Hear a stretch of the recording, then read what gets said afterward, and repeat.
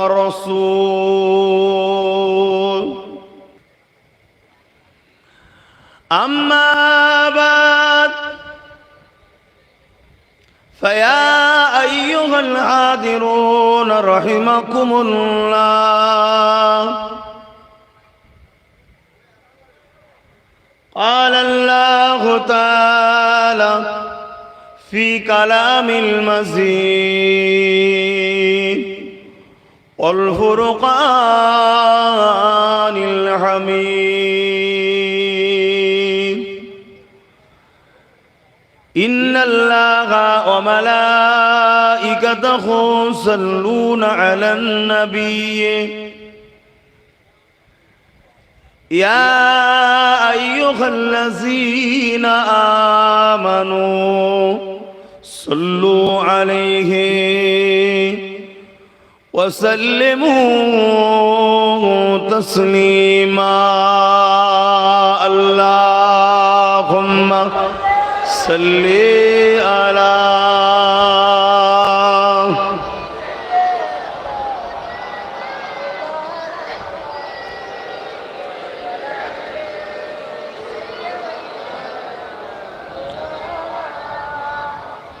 محبت اللهم صل على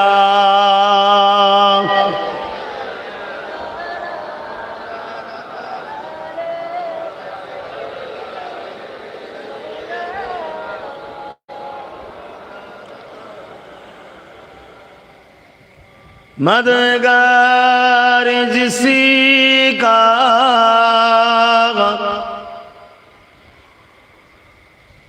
रसूले खुदा हो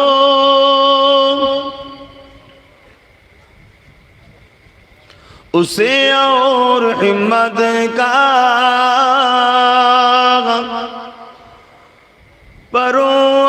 परवाह किया है मदन को चले आएंगे कमली वाला डूबते डूबते ही संभल जाएगा अल्लाहुम्मा सल्ली अला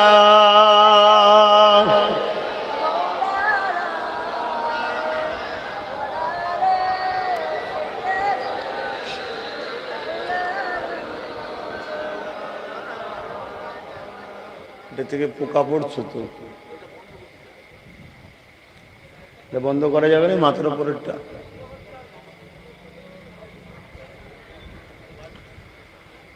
আল্লাহুম্মা সাল্লি আলা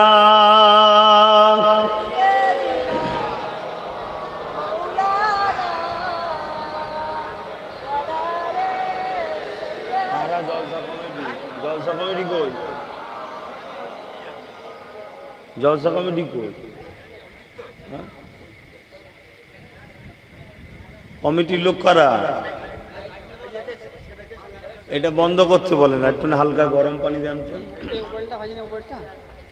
হ্যাঁ খুলতে হবে কোন লাইন দেখেন না ওর জুড়ে আছে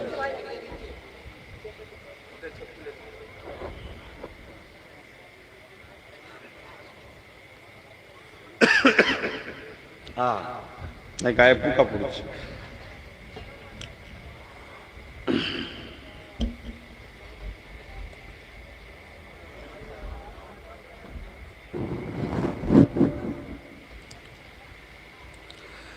कलमे ला इलाहा इल्लल्लाह ला इलाहा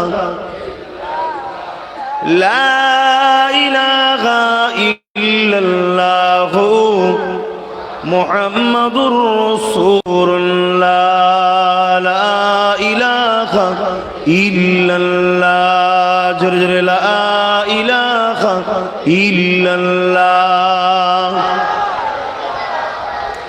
इल्लल्लाह মুহাম্মাদুর রাসূলুল্লাহ। আদম নবী সফিউল্লাহ, মুসা নবী কালিমুল্লাহ। আদম নবী সফিউল্লাহ, মুসা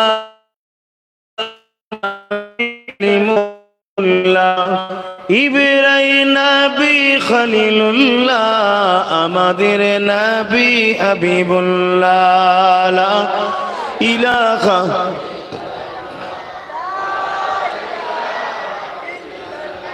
লা ইলাহা ইল্লাল্লাহ মুহাম্মাদুর রাসূলুল্লাহ। হাসবি রাব্বি জাল্লাল্লাহ, মা ফি কলবি খায়রুল্লাহ। নূর মুহাম্মদ সাল্লাল্লাহ, হক লা ইলাহা ইল্লাল্লাহ। লা ইলাহা লা ইলাহা ইল্লাল্লাহ মুহাম্মাদুর রাসূলুল্লাহ। আল্লাহুম্মা সাল্লি আলা মাওলানা মুহাম্মাদ ওয়া আলা আলি সাইয়্যিদিনা।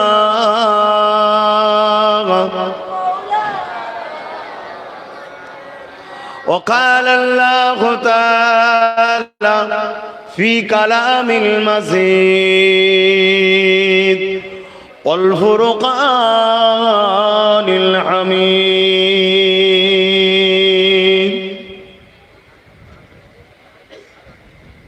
قل إن كنتم تحبون الله فاتبعوني يحببكم الله وأغفر لكم ذنوبكم والله غفور رحيم.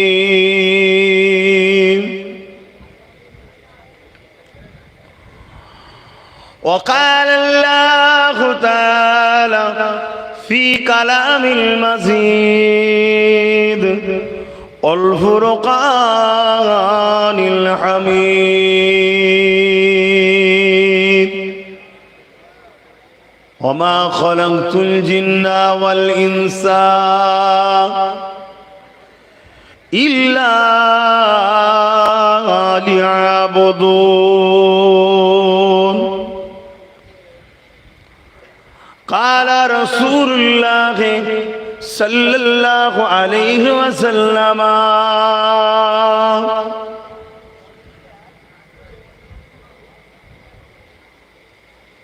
من أحب لله وأبغض لله وعات لله ومنع لله فقد استكمل الإيمان.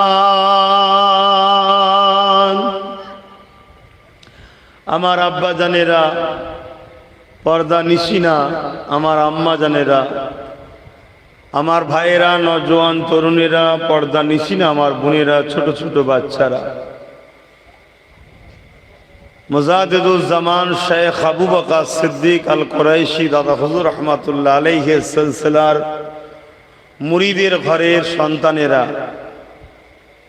এসেছি গুনাহগার, আপনাদেরই পীরের আওলাদ বিশ্বনবী হযরত মুহাম্মদ আরবি সাল্লাল্লাহু আলাইহি ওয়াসাল্লামের নগণ্য একজন গোলাম। বিষয় একটাই, দিন ইসলামের আলোচনা। কেন এটা ইসলামিক জলসা মাহফিল। সে বিশ্বনবী দিবস হোক, ঈদ উল আজহা উপলক্ষে করে হোক, ঈদ উল ফিতর উপলক্ষ করে হোক, সিরাতুন নবী হোক আর মেরাজুন নবী হোক আর নূরুন নবী হোক, সবটাই ইসলামের মধ্যে। এক কথায় কোরআন ও সুন্নাহর মাহফিল করেছি আমরা। তবে এতটুকু বলতে বড় আনন্দ লাগছে, যতজন মানুষ আজকে এই মাহফিলের ইজ্জত রক্ষার স্বার্থে বসেছেন।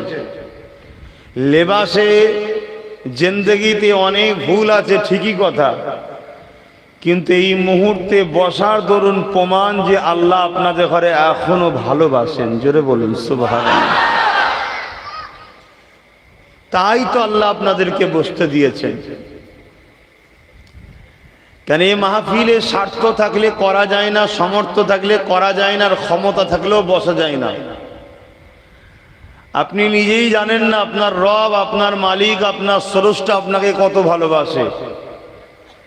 কিন্তু আমরা সেই রব স্রষ্টা আল্লাহকে ছেড়ে দূরে থাকি। তিনি কিন্তু আমাদেরকে সর্বসময় স্মরণ রাখে। তাই বান্দা হিসাবে আমাদেরকে আবার তিনি ভালোবাসেন বলেই তিনি আমাদেরকে সুযোগ দিয়েছে, যাও গিয়ে বসো। মনের মধ্যে আমাদের সেই টান মহব্বত হয়েছে, তাই এসে বসেছি। এখন এই মুহূর্তে আমরা জান্নাতে আছি এবং এই মুহূর্তে আমাদের যত ছোট ছোট গুনাহ আছে মাফ হচ্ছে এবং রহমতের ফেরেশতারা আমাদের জন্য দোয়াও করছে। জোরে বলুন সুবহানাল্লাহ। এজন্য আমরা সুবহানাল্লাহ বলতে বলি, কোনো খুশির বিষয় শুনে সুবহানাল্লাহ আল্লাহর পবিত্রতা বর্ণনা করা হয় যে আপনি মহান পবিত্র। আর যখনই কেউ সুবহানাল্লাহ বলে, অনেক রায়াতে অনেক রকম আছে। একটা রায়াতে আছে তার নামে জান্নাতে একটা গাছ রোপণ হয়। 100 বার বললে 100টা, 1000 বার জিন্দেগিতে বললে 1000টা গাছ ওই জান্নাতে রোপণ হবে। ওর মালিক হবেন আপনি আমি, যিনি সুবহানাল্লাহ বলবেন।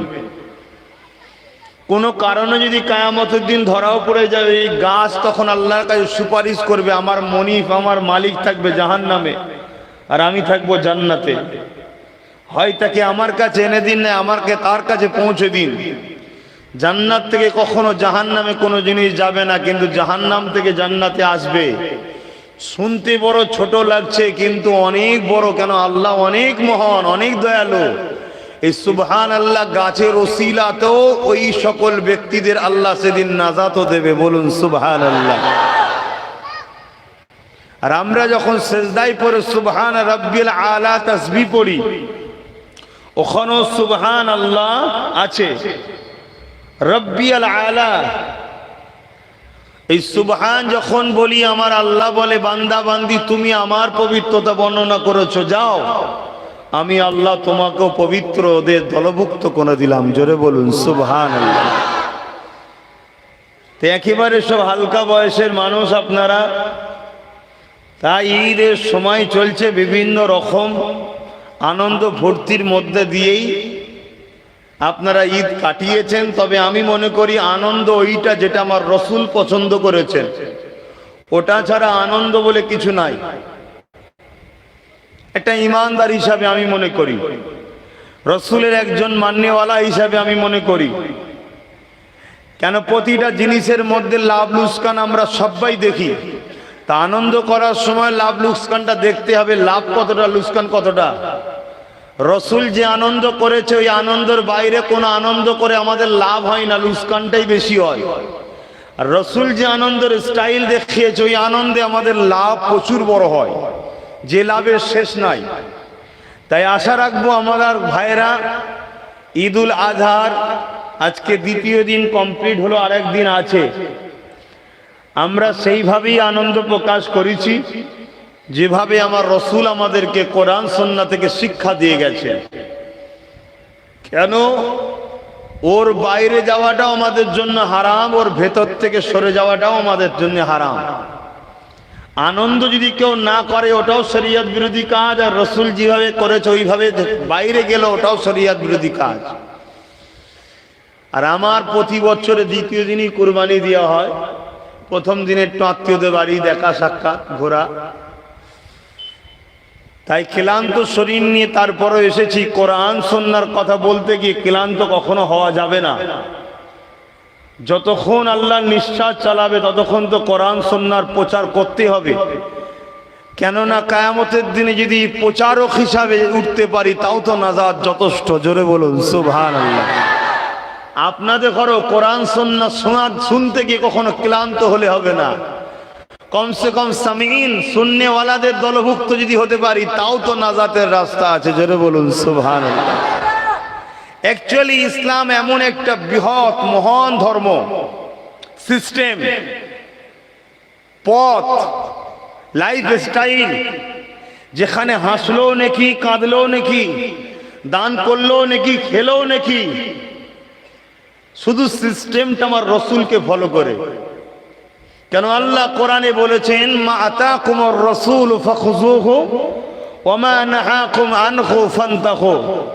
হে বিশ্বের মানুষ, তোমাদেরকে আমি শ্রেষ্ঠত্বের মুকুট দিয়ে পাঠিয়েছি। গাছ আমার সৃষ্টি, কিন্তু তোমাদের থেকে শ্রেষ্ঠ নয়।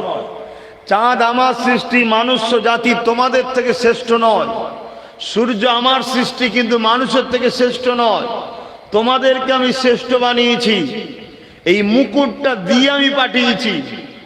তোমরা যদি শ্রেষ্ঠত্বের মুকুটকে নিয়ে ফিরে আসতে পারো, তাহলে দুনিয়ার থেকে হাজারো কোটি গুণ শ্রেষ্ঠ জায়গা জান্নাত তোমাদেরকে আমি দেব। আর যদি তোমরা শ্রেষ্ঠত্বের মুকুট দুনিয়ার সামান্য লোভ লালসায় হারিয়ে দিয়ে আসো, তাহলে কিন্তু আমার জান্নাত যাবার উপযুক্ত তোমরা হতে পারবে না। এই শ্রেষ্ঠত্বের মুকুট বাঁচাতে গেলে একটাই রাস্তা আছে, আমার হাবিব যা আদেশ করেছে মেনে নাও, নবী যা নিষেধ করেছে তাই ছেড়ে দাও। এই কুরবানি সম্বন্ধে আমার রসুলের আদেশ মানতে আমাদের হবে। এতে পৃথিবীতে কেউ যদি আমাদের ঘরে অন্য কোনো আদেশ দেয়, সে মানা আমাদের জন্য হারাম। তাতে বন্ধু চটলেও কিছু করার নাই, কেননা আমাদের কাছে দুনিয়ার নিঃশ্বাসটা খুবই সামান্য। প্রতিটা মানুষের শরীরের মধ্যে একটা ফারিস্তা রাখা আছে। যখনই মানুষ নিঃশ্বাস টানে, বার হবার আগেই আল্লাহর সঙ্গে তার কানেকশন থাকে সব সময়, যে আল্লাহ টেনেছে রুকে দেবো, আল্লাহ বলে থাক। আবার ছাড়ে, আল্লাহ ছেড়েছে রুকে দেবো, আল্লাহ বলে থাক। প্রতিটা টানে আল্লাহর সঙ্গে কন্টাক্ট, প্রতিটা ছাড়েতে আল্লাহর সঙ্গে কন্টাক্ট। কখন যে মালিক ইশারা করে দেবে যে অনেক নিঃশ্বাস টানা হয়েছে, রুকে দে, ব্যাস ক্লোজ। আপনি সিলিন্ডার কিনে নিয়ে আসেন আর গ্যাসের অক্সিজেনের যাই কিনে নিয়ে আসেন, আপনাকে আর কিন্তু কেউ রক্ষা করতে পারবে না। এই সামান্য জিন্দেগি, এই জিন্দেগিতে দুনিয়াদারি করবেন, ব্যবসা করবেন, কারবার করবেন, আত্মীয়তা করবেন, বন্ধু করবেন, পাড়া প্রতিবেশীর সঙ্গে মিশবেন, মানুষের সঙ্গে ভ্রাতৃত্ব রাখবেন, সব ঠিক আছে। কিন্তু মনে রাখবেন, মুহাম্মদ রসুল আমাদের জন্য মডেল। জোরে বলুন সুবহানাল্লাহ। যদি রসুলকে ছেড়ে দিয়ে অন্য কাউকে মডেল বানান, বড় দুঃখের সাথে বলতে হচ্ছে, তাহলে জাহান্নামের একটা বিভৎস চেহারা হবে। কেন এই চেহারায় জাহান্নাম দেবে না, কেন এই চেহারাটা হলো আশরাফুল মখলুকাতের চেহারা, বাপ আদমের চেহারা, মুস্তাফা জানে রহমতের চেহারা। ওই জন্য আমার আল্লাহ বিভৎস এক চেহারা করে দেবে। 70 গজ মোটা চামড়া হবে জাহান্নামীদের। আল্লাহ মাফ করুক। যদি রসুল ছাড়া অন্য কাউকে লাইফে নেতা বা মডেল হিসাবে আনেন, আপনি কাকে ভালোবাসছেন, কার সঙ্গে মিশছেন, কার থেকে সাথে উঠা বসা করছেন, দুনিয়ায় চলতে গিয়ে অনেক কিছু হয়। কিন্তু মনে রাখবেন, ইসলামের যদি উপকার আপনার দ্বারা 1 টাকা নাও হয়, কমসে কম 8 আনা যেন ক্ষতি না হয়ে যায়। কেননা বাপের 3 ধরনের ছেলে থাকে দেখবেন। একটা ছেলে বাপের রেখে যাওয়া সম্পদকে আরো বাড়িয়েছে, ও ছেলেটা হলো সব থেকে উপযুক্ত ছেলে। আর এক ছেলে আছে, বাড়াতেও পারে না, কমাই না, যেটা দিচ্ছে সেটা করেছে, এটাও চলে যাবে, ভালো ছেলে। কিন্তু আর এক ছেলে আছে, বাপের যা ছিল সব বেচে টেচে ধ্বংস করে দিয়েছে। একে সমাজে বলে অবাধ্য সন্তান। বোঝাবার জন্য বলছে, আমার রসুলের উম্মত হিসাবে আমরা গরিবে নওয়াজের মতো, গৌস পাকের মতো, মুজাহিদ আলফে সানির মতো, ফুরফুরা শেখ আবু বকর সিদ্দিকীর মতো হয়তো হতে পারিনি, আর করতে পারবো না। তিনারা বিশ্বে আমার রসুলের দিনকে ছড়িয়ে দিয়েছে, অনেক দূর টেনে নিয়ে এসেছে। আজকে চাচুয়া গ্রামেও দাদা হুজুরের অবদানে ইসলাম এসেছে, এটা অস্বীকার করতে পারবেন? কিন্তু আজ তার পরিবারের ছেলে, আমি হয়তো বাড়াতে পারছি না, কিন্তু আমাকে খেয়াল রাখতে হবে ক্ষতি না হয়ে যায়। ঠিক আপনারাও তো সেই রসুলের উম্মত, আপনাদেরও তো একটা দায়িত্ব আছে। সবাই যে ওয়াজ করবে তা নয়, এই যে ওয়াজের মাহফিলটা করে দিয়েছেন, এটাও তো আপনাদের একটা ইসলামের কাজ করলেন। এই যে আপনারা এসে বসলেন, এটাও তো একটা ইসলামের কাজ করছেন। সবকিছু সারাংশ একটাই, এই সামান্য জিন্দেগি আমাদেরকে আল্লাহর রাস্তায় কাটাতে হবে। ব্যবসা করতে হবে, হিন্দু হোক, খ্রিস্টান হোক, দলিত হোক, শিখ হোক, পাঞ্জাবি হোক, যে কোনো মানুষের সঙ্গে আপনি হালাল ব্যবসা করুন, ইসলামে কোনো নিষেধ নাই। যে হালাল সম্পদটা রাসূল হালাল করেছে সেই ব্যবসা করুন, কোনো অসুবিধা নাই। কিন্তু কোনো জায়গায় ব্যবসা করতে গিয়ে এমন কোনো কাজ দেখছেন যাতে আপনার ইসলামের ক্ষতি হচ্ছে, আপনাকে কিন্তু তার সঙ্গে যোগাযোগ কারবার বিচ্ছিন্ন করতে হবে। দুনিয়ার স্বার্থ আপনাকে দেখতে গেলে হবে না, আপনাকে আখিরাত দেখতে হবে। কেননা পৃথিবী চিরস্থায়ী নয়, আর প্রেমটাই সবকিছু। আপনি নামাজ পড়েন, আমিও পড়ি, কিন্তু নামাজ প্রেমের সাথে পড়তে হবে। দুনিয়ার কাউকে দেখিয়ে নামাজ পড়ে কোনো লাভ নাই, কারণ দুনিয়ার কেউ এক সেকেন্ডের জন্য একটা চুল পরিমাণও আপনার উপকার করতে পারবে না, আর ক্ষতিও করতে পারবে না। যদি আপনার উপকার কারো দ্বারা হয়, জানবেন ওটা মাধ্যম, উপকার কিন্তু আল্লাহই করলেন। আপনার যদি কোনো ক্ষতি হয়, দুনিয়াবি নজরে বলছি, জানবেন ওটাও আল্লাহ পাকই আপনাকে পরীক্ষার জন্য দেখলেন। হয়তো কেউ মাধ্যম, কিন্তু পরীক্ষা আল্লাহ নিচ্ছে। তাই সবকিছু আল্লাহ কেন্দ্রিক আমাদের, সবকিছু রাসূল কেন্দ্রিক আমাদের। যদি এই জিন্দেগি করতে পারেন তবেই কামিয়াব। আজ তো আমরা কোরবানি দিলাম, আল্লাহ যাকে যেমন সামর্থ্য দিয়েছে, কেউ 30, কেউ 40, কেউ 50, কেউ 1 লাখ, কেউ 5 লাখ, কেউ 10 লাখ, কেউ 30 লাখ, কেউ 1 কোটি টাকা সম্পদ আছে, গরু কিনেছে, মোষ কিনেছে, দুম্বা কিনেছে, উট কিনেছে, খাসি কিনেছে, যার যেটা অকাত আছে, যার যেটা পছন্দের খাদ্য। যে বস্তুগুলো খাওয়া হালাল, সেই পশুর মধ্যে যে কোনো একটা পশু কোরবানি দিতে পারেন। আপনি ছাগল খাসি দিতে পারেন, মোষ দিতে পারেন, দুম্বা দিতে পারেন, গরু দিতে পারেন, যেটা আপনার পছন্দ। তবে ইসলাম শরিয়াতের নিয়ম হচ্ছে নিখুঁত পশু দিতে হবে। আপনি বাজারে গিয়ে আপনার আওকাত আছে, এটাকে 30,000 টাকায় কিনতে পারতাম, কিন্তু আপনি দেখে দেখে এমন একটা কিনছেন যেটা ভ্যানে নিয়ে এলে ভালো হয়। এটাকে বলা হয় কুঞ্জুস। কথা বুঝে আসছে না? নিখুঁত, সুন্দর। আমার আল্লাহ পাক আপনার এই পশুটা নেবে না, গোস্ত নেবে না, রক্ত নেবে না, চামড়া নেবে না, কিছুই নেবে না। এখানে দুটো জিনিস হচ্ছে, একটা হচ্ছে আপনার মেহনতের টাকা, আপনি কুরবানি দিচ্ছেন, আল্লাহর রাস্তায় খরচ করছেন, এবং ওই পশুটাকে আপনারা নিজেদের মধ্যে সকলে মিলে একসাথে বন্টন করে খাওয়া দাওয়া করছেন, আনন্দ করছেন। আল্লাহ পাক নেবে কিন্তু আপনার নিয়তটা, আপনার পছন্দ, আপনার নিয়ত, আল্লাহর উপরে প্রেম। এবং এটা ইব্রাহিম আলাইহিস সালামের একটা সুন্নাতের স্বভাব হবে। জোরে বলুন সুবহানাল্লাহ। কারণ ইব্রাহিম নবীকে আমার আল্লাহ পরীক্ষা নিয়েছিলেন, তবে আব্বাকে যে পরীক্ষা নিয়েছেন, ওই পরীক্ষা যদি আল্লাহ আমাদের নেয় তো অবস্থা কেমনই হবে, কখনোই সম্ভব নয়। আল্লাহ নেয়ও না। কোন লোককে তো আল্লাহ খবে দেখায়নি যে তোমার বাচ্চাকে আমার রাস্তায় কুরবানি দাও। কেউ করবে নাকি? যে মানুষ আমরা নিজের বাচ্চা ঘুমালে ফজর বেলা তুলি না, যাহারে বাচ্চা ঘুমোচ্ছে ঘুমোক, নামাজ কাজা হচ্ছে হোক, তাকে যদি আল্লাহ খবে দেখায় যে তোমার বাচ্চা কুরবানি দাও, মনে হয় বাপ দেবে। ওই জন্য আল্লাহ পরীক্ষাও লাইনে যে বান্দা ফেল করবে। সামান্য সামান্য পরীক্ষা নাই। কি দেখা যাচ্ছে রাস্তায় একটা 100 টাকার নোট পড়ে আছে, ওটা পরীক্ষা চলছে। ওই লোকটা যে ছাড়তে পারে না, তাকে যদি আল্লাহ পাক বলে তোমাকে নিজের বাচ্চাকে কুরবানি দিতে হবে, সে দেবে মনে হয়? হযরত আব্বাজান ইব্রাহিম আলাইহিস সালামকে আল্লাহ পরীক্ষা নিয়েছিলেন এই মাসে। কি পরীক্ষা? বিবাহ হয়েছিলেন, বিয়ের 60 বছর কেটে যাবার পরও একটা সন্তান হয়নি। আল্লাহ পাকের কাছে অনেক কাঁদাকাটি করার পরে 90-এর কোটা পার হওয়ার পরে একটা সন্তান হয়েছে। আর এটাও শুনে রেখে দেন, আগেকারের মানুষ 2000, 1500, 1200, 800, 900 বছর করে বাঁচত।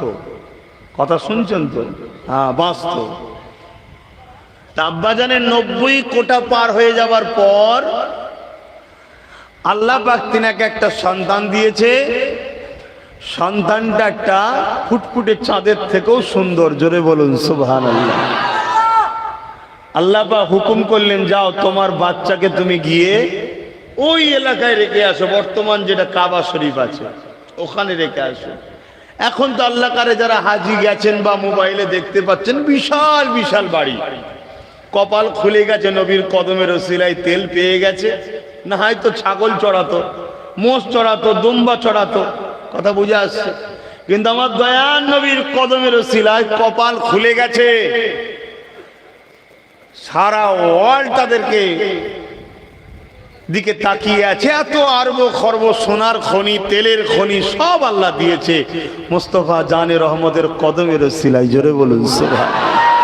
আর আল্লাহ নবীও ভবিষ্যৎবাণী করেছেন যে যখন ছাগল মেষ পালকরা আকাশ ছোঁয়া বাড়ি করে ফেলবে, সেদিন জানবে কিয়ামত বড় কাছে। রাসূল এই ভবিষ্যৎবাণীও করে গেছে।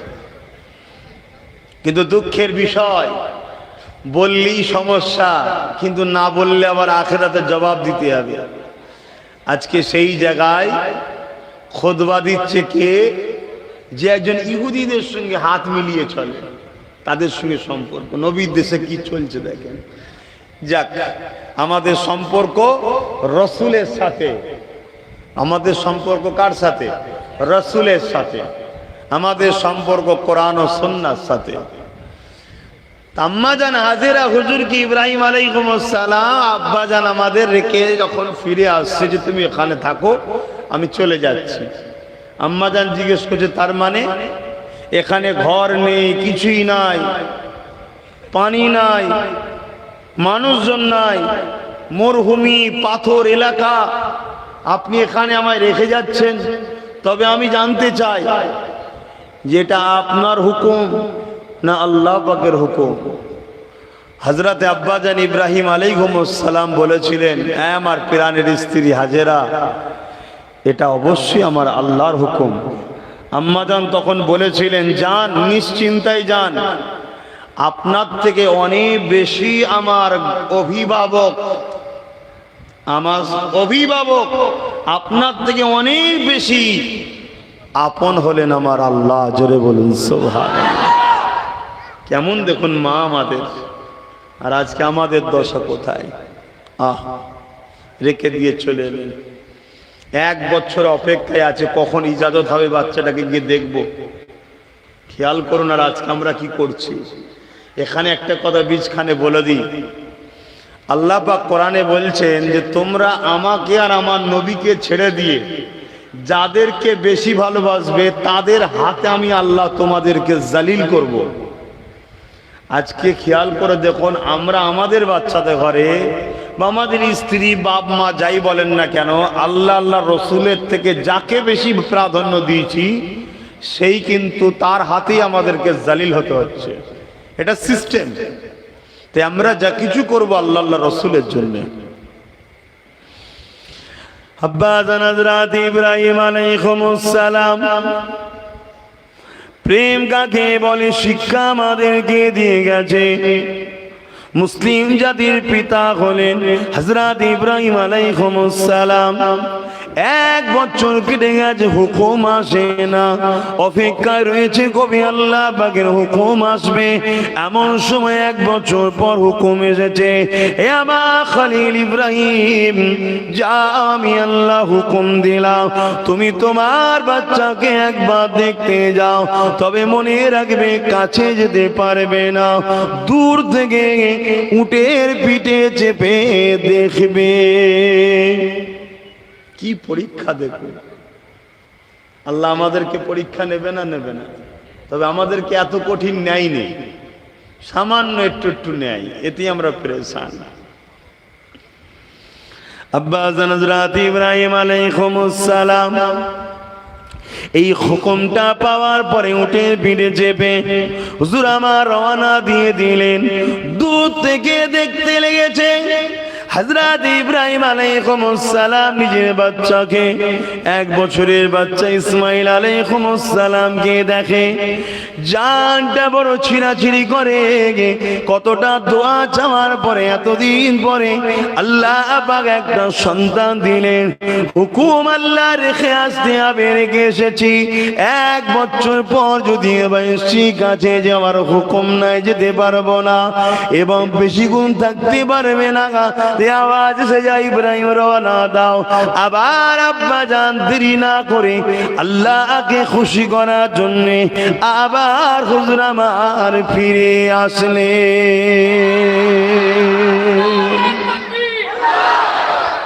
মাকসাদ একটাই হবে, আমার মালিককে আমি খুশি করব। সেই হলো শ্রেষ্ঠ মানুষ। পীরের ঘরে জন্ম হলেই শ্রেষ্ঠ হয় এমনটা নয়, আর আম ঘরে জন্ম হলেই যে নিকৃষ্ট হয় এমনটা নয়। আল্লাহকে যে ভালোবাসে সেই হলো শ্রেষ্ঠ। জোরে বলুন সুবহানাল্লাহ। সে যদি আম ঘরের মানুষে আল্লাহ প্রেমিক হয়, পীরের ঘরের ছেলে যদি আল্লাহর প্রেমিক না হয়, ও আম ঘরের ছেলের ইজ্জত আল্লাহর কাছে বেশি, দুনিয়ার কাছে হয়তো বা নাও হতে পারে। তা দুনিয়ার সাথে তো আমাদের সম্পর্ক নয়, আমাদের তো সম্পর্ক আল্লাহর সাথে। আমরা দুনিয়াদারি করি, দুনিয়াকে ভালোবাসি, দুনিয়াদারি সংসার কারবার ব্যবসা বাণিজ্য করি, ওটাও তো আল্লাহর জন্য করি। সবকিছু আমাদের আল্লাহর জন্য। অসুবিধা হচ্ছে নাকি কারো? আমি বুঝাতে পারছি তো? অতএব বুঝুন, স্ত্রীকে ভালোবাসতে হবে কিন্তু আল্লাহর জন্য, মা বাপকে ভালোবাসতে হবে আল্লাহর জন্য, সন্তানকে ভালোবাসতে হবে আল্লাহর জন্য। আপনি যা কিছু করবেন উদ্দেশ্য আপনার একটাই থাকবে, আমার মালিক এই কাজটা করলে খুশি হয় তাই আমি করছি, এই কাজটা করব না কেন আল্লাহ অখুশি হবে তাই। এর বাইরে গিয়ে যদি আশা করি যে আমি কামিয়াব হব, মনে হচ্ছে ভুল হচ্ছে, আমরা ঠকে যাব। কারণ আল্লাহ বাগারো মুখাবেকি নয়। আব্বাস সিদ্দিকী দাদা পীর রাউলা নবী বংশের ছেলে, ও ভুল করলে ওকে কিছু বলা যাবে না, এমনটা ঠিক আল্লাহ পাকের নিজামে নয়। এটা দুনিয়ার ক্ষেত্রে হতে পারে, এরা নেতা নেত্রীর সন্তান, এদেরকে কিছু বললে অসুবিধা আছে, এটা দুনিয়ায় হতে পারে। আল্লাহ পাকের নিজামে এমন কিছু নয়। যদি আল্লাহ পাকের নিজামে এমন থাকতো, এ দুনিয়ার মানুষ রেখে দেন। হযরত লূত সালামের ছেলেকে আল্লাহ পাক তাআলা কেন ধ্বংস করে দিত?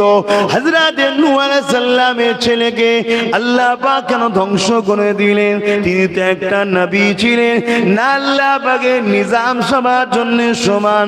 তবে হ্যাঁ, যদি কেউ অন্যায় করার পরে আল্লাহ পাকের ক্ষমাটা চেয়ে নেয়, মাথাটা নত করে দেয়, নিজের ভুলের জন্য অনুতপ্ত হয়, আল্লাহ অন্যায় করে ফেলেছি, আল্লাহ ভুল করে ফেলেছি, খাতা হয়ে গেছে, আল্লাহ আল্লাহ হালকা বয়সে গান শুনে ফেলেছি, আল্লাহ হালকা বয়সে জেনা করে ফেলেছি, আল্লাহ হালকা বয়সে সারা পান করে ফেলেছি, আল্লাহ হালকা বয়সে রক্তের গরমে এমন এমন করে পাপ কাজগুলো করে ফেলেছি।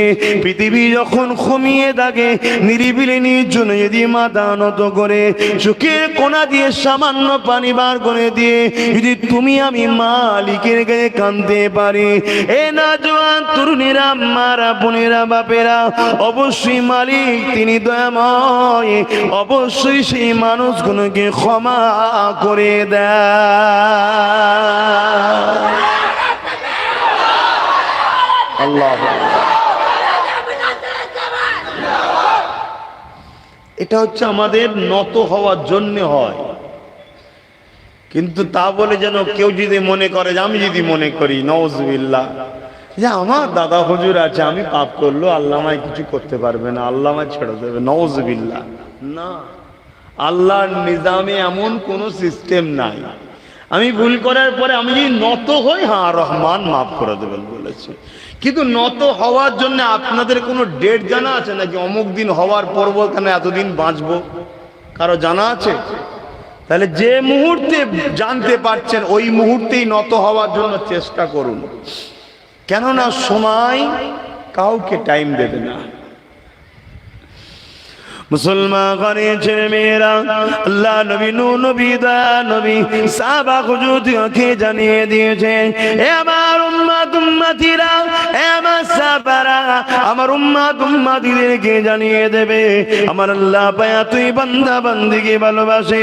যখন কোন বান্দা বান্দি গুনাহ করে, অন্যায় করে, আল্লাহ পাক ওই বান্দা বান্দিকে ডাকতে থাকে, ওরে আমার বান্দা বান্দির আয়, এটা ধোঁকা, তুই লোভ লালসায় পড়ে যাচ্ছি, এখানে তোর বরবাদি আছে, আয় ফিরে আয় আমার দিকে, কেন দুনিয়া আখিরাত সবই আমার, তুই আমার দিকে ফিরে আয় বান্দা, তুই আমাকে মাথাটা নত করে দে, চোখে খুনা দিয়ে পানি ঝরিয়ে দে, যদি চোখ দিয়ে পানি নাও বেরোয়, কান্নার মতো যদি মুখটা করে নিয়ে কেউ আল্লাহ পাকের কাছে বলে, আল্লাহ পাক ক্ষমা করে দিন, ভুল করে ফেলেছি, আল্লাহ পাক অন্যায় করে ফেলেছি, ক্ষমা করে দিন।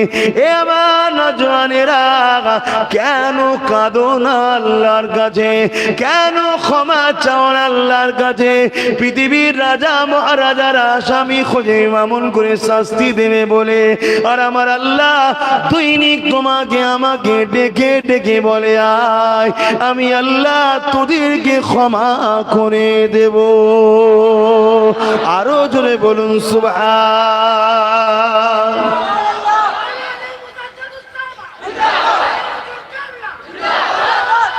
আল্লাহ, কেন আমার ভাইয়েরা কাঁদো না? আল্লাহর কাছে কাঁদবে যারা, কাঁদো অবশ্যই তারা ভালো। ভুল মানুষের হয়, তাই তো আল্লাহ বলেছেন যে আমি তোদেরকে মাফ করব। যদি ভুল না আমরা করতাম তাহলে মাফটা কে করবেন?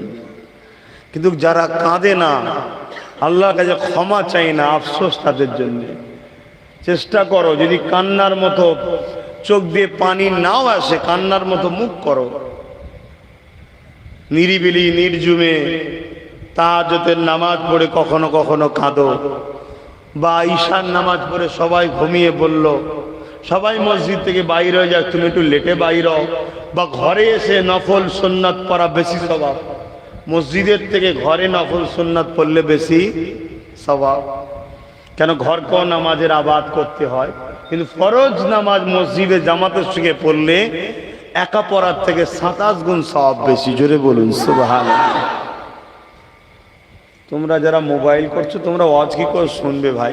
মোবাইলগুলো রেখে দিও, ওয়াজ শুনো, তবে মাইন্ডটা ঠিক থাকবে। না ওখানে কোথায় মেসেজ এসছে, সমস্যা হচ্ছে, তোমাদের মন ছটফট করছে। আখেরি জামানা ভাই, দাজ্জালের ফিতনা শুরু হয়ে গেছে। আল্লাহ নবী বলেছে দুনিয়ায় সব থেকে ভয়ানক ফিতনা হলো দাজ্জালের ফিতনা, সব থেকে ভয়ানক ফিতনা দাজ্জালের। সেই ফিতনা শুরু হয়ে গেছে। ইমানদাররা তারা তাদের বাচ্চাদের ঘরে, তাদের মেয়েদের ঘরে জাহান্নাম থেকে বাঁচাতে পারবে না, রুখে রাখতে পারবে না, এমন একটা ফিতনার সময় এসে গেছে। হাজারো চেষ্টা করার পরও তারা জাহান্নামের দিকে চলে যাবে। তো সেই একটা সময় যখন তোমরা একটা মাহফিলে জমায়েত হয়েছে, তার লক্ষণটা ভালো, খারাপ না। একটু মন দিয়ে শোনো, দুটো আল্লাহর কথা শুনে যদি দিলটাতেও তোমাদের ভেতরে ভেতরে একটু মহব্বত টান হয়, আমার জানার দরকার নেই, আমাকে দেখাবারও দরকার নেই, সব তিনি সব দেখছে, সব জানছে, তোমার মনের মধ্যে কি হচ্ছে সব তিনি জানেন, আমার মনের মধ্যে কি হচ্ছে সব তিনি জানেন। তিনি যদি খুশি হয়ে যায় তা আবার কে তোমায় রুখবে? সব তো তিনার। আহা, তবে হ্যাঁ, আলেমদের সঙ্গে থাকলে লাভ আছে, কেননা আলেমরা কোন নবীদের ওয়ারিস, আল উলামা ওয়ারাসাতুল আম্বিয়া। আরেক রাতে আল্লাহ নবী জানিয়ে দিলেন, কিয়ামতের দিনে আল্লাহ আওয়াজ দিয়ে বলে দেবে, আলেমদের সম্বন্ধে ঘোষণা দেবে, হিসাব নিকাশ হতে লাগবে। জান্নাতীরা জান্নাতে চলে যাবে, জাহান্নামীরা জাহান্নামে চলে যাবে।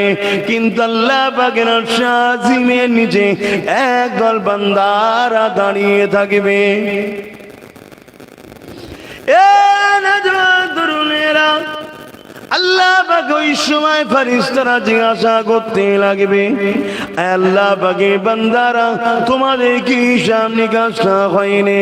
তারা বলতে লাগবে হিসাব নিকাশ হয়ে গেছে, এখানে তাহলে কেন দাঁড়িয়ে আছো?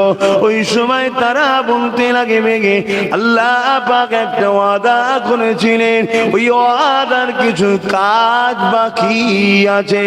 এ আল্লাহ পাকের বান্দারে তোমাদের কি হিসাব নিকাশ হয়নি? হ্যাঁ হয়ে গেছে। কোথায় ঠিকানা? আল্লাহ দয়া করে জান্নাত দিয়েছে, তাহলে জান্নাতে না গিয়ে কেন দাঁড়িয়ে আছো? আলেম বান্দারা বলতে লাগবে আমরা তো জান্নাতে যাব না। ফেরেশতারা বলতে লাগবে তাহলে কি তোমরা জাহান্নামে যাবে?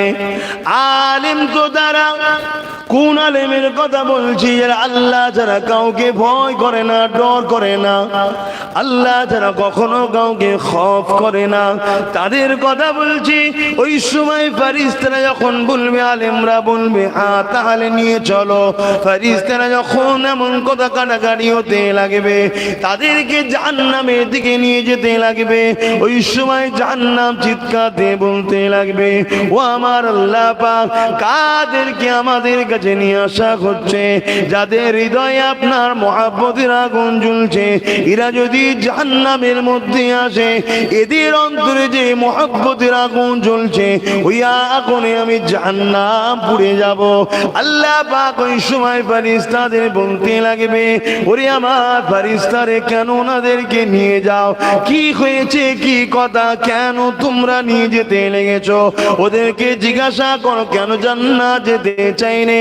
ওই সময় আলেমরা বলতে লাগবে, আল্লাহ পাক আমাদেরকে দুনিয়ার জমিনে এক শ্রেণীর মানুষ ভালোবেসেছিল, মহব্বত করেছিল, আমরা যেখানে নসিহত করতাম সেখানে গিয়ে তারা বসে যেত, আমাদেরকে তারা পিয়ার করত, আমাদেরকে তারা উজুর পানি দিয়ে দিত, আমাদেরকে তারা দস্তখান বিছিয়ে দিত। গল্প বলছেন, হাদিস শোনাচ্ছি, শুনে রেখে দেন, আমাদেরকে তারা প্রেম করতো, ভালোবাসতো।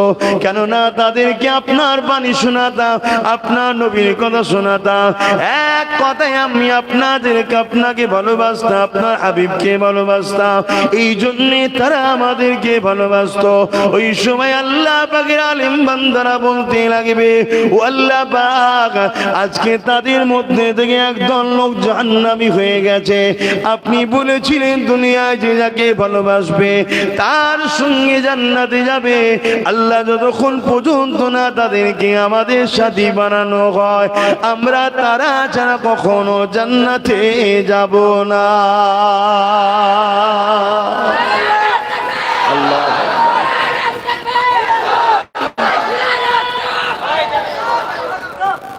অবশ্যই খুশির কথা শুনে তাকবীর দেওয়া, সুবহানাল্লাহ বলা, এটা অবশ্যই ভালো জিনিস। সময় দিকে খেয়াল রেখে একটু বলতে দেন। আল্লাহ পাকের আলেম বান্দাদের এই কথা শুনে আল্লাহ বলবে, ফেরেশতা ওরা সত্য বলছে, আমি তো ওয়াদা করেছিলাম দুনিয়ায় যে যাকে ভালোবাসবে তার সঙ্গে থাকবে। আজ আমার আলেম বান্দাদেরকে যারা ভালোবেসেছিল, ভালোবাসাটা কার জন্য হয়? আল্লাহর জন্যে। তাহলে অবশ্যই তারা কেন তাদের সঙ্গে যাবে না? যাও ওই আলেমগুলোকে নিয়ে যাও, রাতের মধ্যে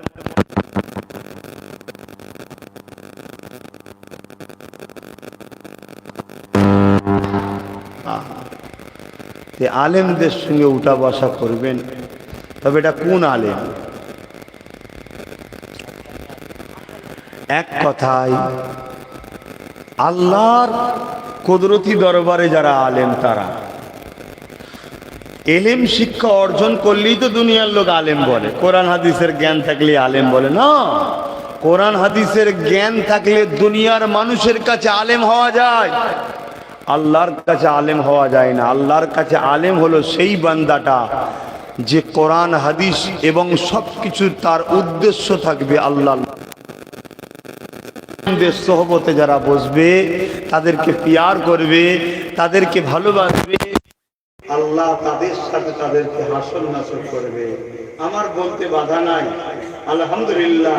আমার 5 হুজুর পীর কেবলা ইনশাআল্লাহ আমার ঈমান বলছে তারা এই ধরনের আল্লাহ ওয়ালা আলেম ছিলেন। জোরে বলুন। আমরা হতে পেরেছি কি জানি না, তবে দোয়া করেন আল্লাহ যেন আমাদের বড় হওয়ার তৌফিক দেন। বলুন আল্লাহুম্মা আমিন। বুঝতে হবে, আবেগে ভাসলে হবে না, বুঝতে হবে, মানার মতো মানতে হবে। তাদের উদ্দেশ্য একটাই থাকবে আলেমদের, যে আল্লাহর বান্দাগুলোকে, আল্লাহর দাস দাসীগুলোকে আল্লাহ চিনানো, রসুল চিনানো, আল্লাহর রাস্তা দেখানো, রসুলের রাস্তা দেখানো। এবারে আপনাদের কারো কারো মনে ডাউট হতে পারে, তাহলে ব্যবসার বিষয়ে কি আলেমরা বলবে? অবশ্যই আলেমরা বলবে।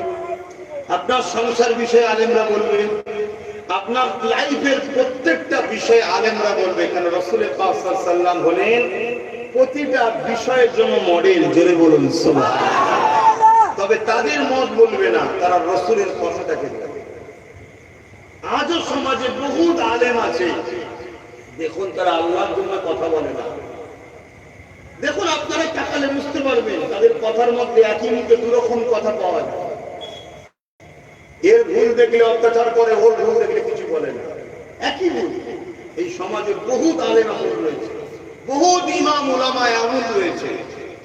আর আল্লাহর জন্য যারা কথা বলবে তারা সবাই জন্য ওপেন কথা বলবে। তাতে নিজের পরিবারের আপনজন যদি বেজার হয়ে যায় তাতে কিছু যায় আসে না তাদের। কেননা জিন্দেগির মকসদ একটাই, আল্লাহকে ভালোবাসেন। من حب لله وعبد لله وعطى لله ومنع لله فقد استكمل الإيمان। محبت আল্লাহর জন্য, দুশমনী আল্লাহর জন্য, আত্মীয়তা আল্লাহর জন্য, বিচ্ছেদ আল্লাহর জন্য।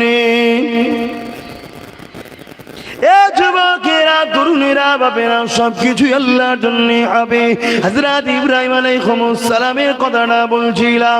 হযরত নবী ইব্রাহিম আলাইহিস সালাম ঘরে চলে আসলে আবার পরের বারে আল্লাহ হুকুম দিলে এইভাবে 10 বছর চলে যায়।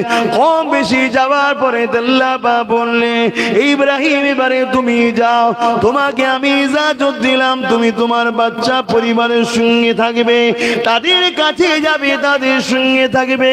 এইভাবে ইব্রাহিম আলাইহিস খুশি, আল্লাহ শুকরিয়া আদায় করে এমন করে চলে যেতে লাগলো। আম্মা হাজেরা এবং বাচ্চা ইসমাইলের সঙ্গে থাকতে লাগলে। রাত্রে যে ঘুমিয়ে পড়ে যে খবে দেখতে লেগেছে, ইব্রাহিম তুমি আমাকে কতটা ভালোবাসো, আল্লাহ বা সব থেকে আপনাকে বেশি ভালোবাসি। এই ইব্রাহিম, তাহলে তোমার কাছে সব থেকে যেটি বেশি প্রিয় ওই জিনিসটা আমি আল্লাহ আমার রাস্তায় কুরবানি দাও। সব থেকে বেশি প্রিয় সেটা কুরবানি দাও। হুজুর মেষ, বকরি, দুম্বা, উট সব পালতেন। এ বিষয়ে এক রয়াত আছে যে হুজুরের হাজার হাজার দুম্বা, বকরি, মেষ ছিল। হুজুর সেগুলোকে লালন পালন করতেন। বিজনেস করা হালাল না হারাম? বলুন বলুন, ব্যবসা করা হালাল না হারাম? হালাল। তা বৈধ জিনিসের ব্যবসা করা হালাল। কেউ যদি সুদের ব্যবসা করে হালাল? হারাম। কেউ যদি মদের ব্যবসা করে হালাল? হারাম। কথা বুঝে আসছে? এই যে ইব্রাহিম আলাইহিস সালাম যে মেষ, দুম্বা, বকরির ব্যবসা করতেন, পালন করতেন, এটা হালাল, বৈধ কাজ। এবং প্রতিটা নবী আলাইহিস সালাম তিনারা ব্যবসা করতেন। এবং সব থেকে বেশি ব্যবসা করতেন নবীদের মধ্যে থেকে কাপড়ের ব্যবসাটা বেশি করতেন। জোরে বলুন সুবহানাল্লাহ। এই জন্য কাপড়ের ব্যবসায় বরকতটাও বেশি, কাপড়ের ব্যবসায় বরকতও বেশি। এই সময়তে একদিন ইব্রাহিম আলাইহিস সালাম নিজের ওই লালন পালনের পশুগুলোকে নিয়ে মাঠে চড়াচ্ছিলেন। জিবরাইল আলাইহিস সালাম বলছেন, আল্লাহ আপনি এমন একজনকে বন্ধু বানিয়েছেন যে তো দুনিয়াদার, দেখুন কত মেষ পালন করছে। আল্লাহ পাক ওই সময় জিবরাইল সাল্লামকে বলেন, ইব্রাহিম জিবরাইল সাল্লামকে আল্লাহ পাক বললেন, তুমি আমার ইব্রাহিম সম্বন্ধে কি বলছো? না আল্লাহ, এই যে দেখুন না, ইব্রাহিম আমার খলিল হয়, আমার বন্ধু হয়। খলিল মানেও বন্ধু, বন্ধু হয়। আল্লাহ পাক কি করে হয়? সে তো দুনিয়াদার। তুমি পরীক্ষা নিতে যাও, মানুষের সুরাতে যাও, ইব্রাহিমের বাড়ির সামনে দিয়ে যাবে, যাবার সময় একবার আমার নামটা শুধু আওয়াজ দিয়ে ডাকবে। জিবরাইল সাল্লাম মানুষের সুরাত ধরে আসছে, ইব্রাহিম আলাইহিস সালাম ঘরের মধ্যে রয়েছেন। হযরত জিবরাইল সাল্লাম মানুষের সুরাত ধরে এসে যখন একবার ডাক দিয়েছেন আল্লাহু আকবার, হযরত নবী ইব্রাহিম আলাইহিস সালাম সঙ্গে সঙ্গে বাইর হলেন। বাইর হওয়ার পরে বলেছিলেন, কে আমার মালিক কে ডাকে, কে আমার ইয়ার কে ডাকে, কে আমার ভালোবাসা কে ডাকে, কে আমার রব কে ডাকে। হযরত জিবরাইল মানুষের সুরাতে বলেছিল, কেন আমি ডেকেছি? এ যুবকেরা, ইব্রাহিম সাল্লাম বলেছিল আর একবার ডাকো। হযরত জিবরাইল সাল্লাম মানুষের সুরাতে তখন বলেছিলেন, কেন তোমার কথাই ডাকবো, আমার মুর্শি আমার যখন ভালো লাগবে তখন ডাকবো। হযরত ইব্রাহিম সাল্লাম বলেছিলেন, তুমি যদি আমার রব আমার মুনিবকে একবার ডাকো, তাহলে আমি তোমাকে অনেক পুরস্কার দেবো। কি দেবে? আমার অনেক দুম্বা, মোষ দুম্বা রয়েছে, পালন রয়েছে, খাসি রয়েছে, তার মধ্যে থেকে একবার আল্লাহ যদি ডাকো আমি হাত তোমায় দিয়ে দেবো। আল্লাহ। আর আজকে আমরা কি করছি? সেই বাপেরই ছেলে তো, মুসলিম জাতির পিতা তো ইব্রাহিম সাল্লাম। আমাদের বাপ আল্লাহকে কত ভালোবাসে।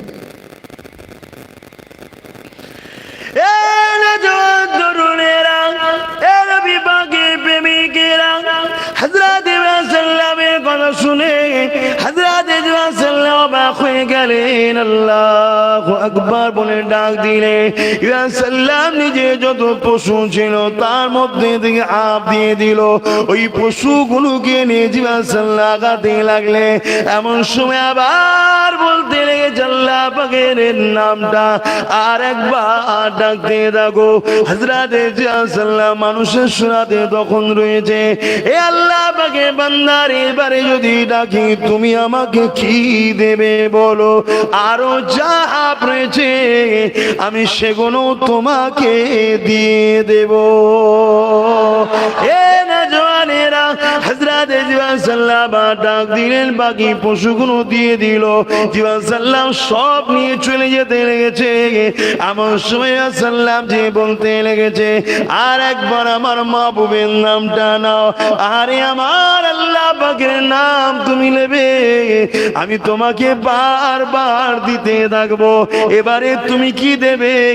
আমাদের বাপ আল্লাহকে কত ভালোবেসেছিল দেখো, আর আমরা দুনিয়ার লোভ লালসায় বিদেশিদের চক্রান্তের শিকার হয়ে, আজ গুস্তাখে রাসূলদের শিকার হয়ে আমরা নিজেদের লাইফটাকে বরবাদ করে দিলাম।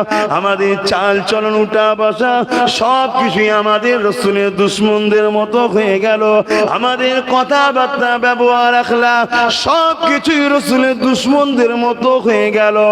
আজ তারা সোশ্যাল মিডিয়া এবং প্রিন্ট মিডিয়া বিভিন্ন ভাবে আমাদের আখলাকগুলোকে তুলে আল্লাহ নবীর আখলাকের উপরে তারা আঘাত দিতে লেগেছে। অথচ জমিনের উপরে এমন কোন মানুষ আসেনি যার সম্বন্ধে সৃষ্টিকর্তা বলে দিয়েছে, ইন্নাকা লাআলা খুলুকিন আযীম। অবশ্যই জমিনের উপরে আমার সৃষ্টির মধ্যে সব থেকে শ্রেষ্ঠ হলো মুহাম্মদ।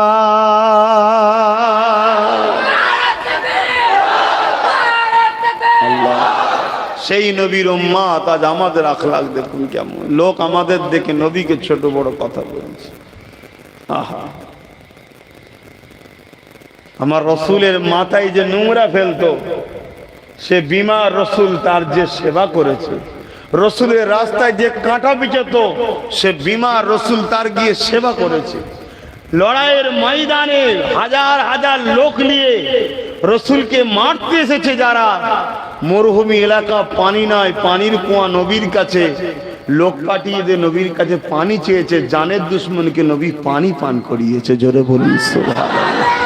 আর আজকে আমরা মায়ের পেটের ভাইকেও সুযোগ পেলে ছাড়ছি না, ওকে ঝরে দিতে পারলে সব জমিনটা পেয়ে যাব। কত আমরা খারাপ হয়ে গেলাম। আসুন ভাবুন, আমরা বলবো আপনারা শুনবেন, সুবহানাল্লাহ আল্লাহু আকবার দিয়ে চলে যাবেন, বেকার বলবো না, কিছু নেকি পাবেন।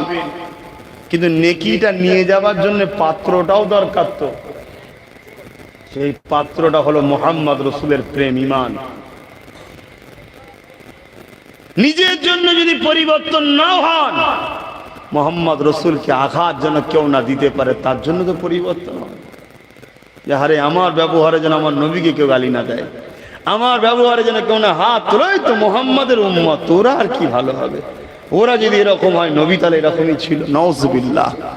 আজ কিছু অবৈধ সন্তানের এসব কথা বলছে না, বলে না। আপনাদের কারো মনে খারাপ লাগে নাকি অবৈধ সন্তান বললাম বলে? আমার কথা নয় বাপ, কোরআনের কথা। কোরআন বলেছে পৃথিবীতে ওই মানুষগুলো শুধু রাসূলুল্লাহর বিরোধী করে যারা হলো জারজ সন্তান। বলো নাউযুবিল্লাহ। কারা? জারজ সন্তান যারা। কথা বুঝে আসছে? তারা ছাড়া অন্য কেউ রাসূলের গুস্তাখি করবে না। আল্লাহর কোরআন এটা। কোরআনের মধ্যে মিথ্যা আছে নাকি? কোরআনের মধ্যে মিথ্যা নাই তো। কোরআন তার প্রমাণ দিচ্ছে। ওলীদ বিন মুগীরা, তাই তো নাকি, আমার রাসূলকে ছোট বড় কথা বলেছিল। সূরা একটা আল্লাহ নাজিল করে দিয়েছে, শত শেষ আয়াতে বলেছে ও জারজ সন্তান।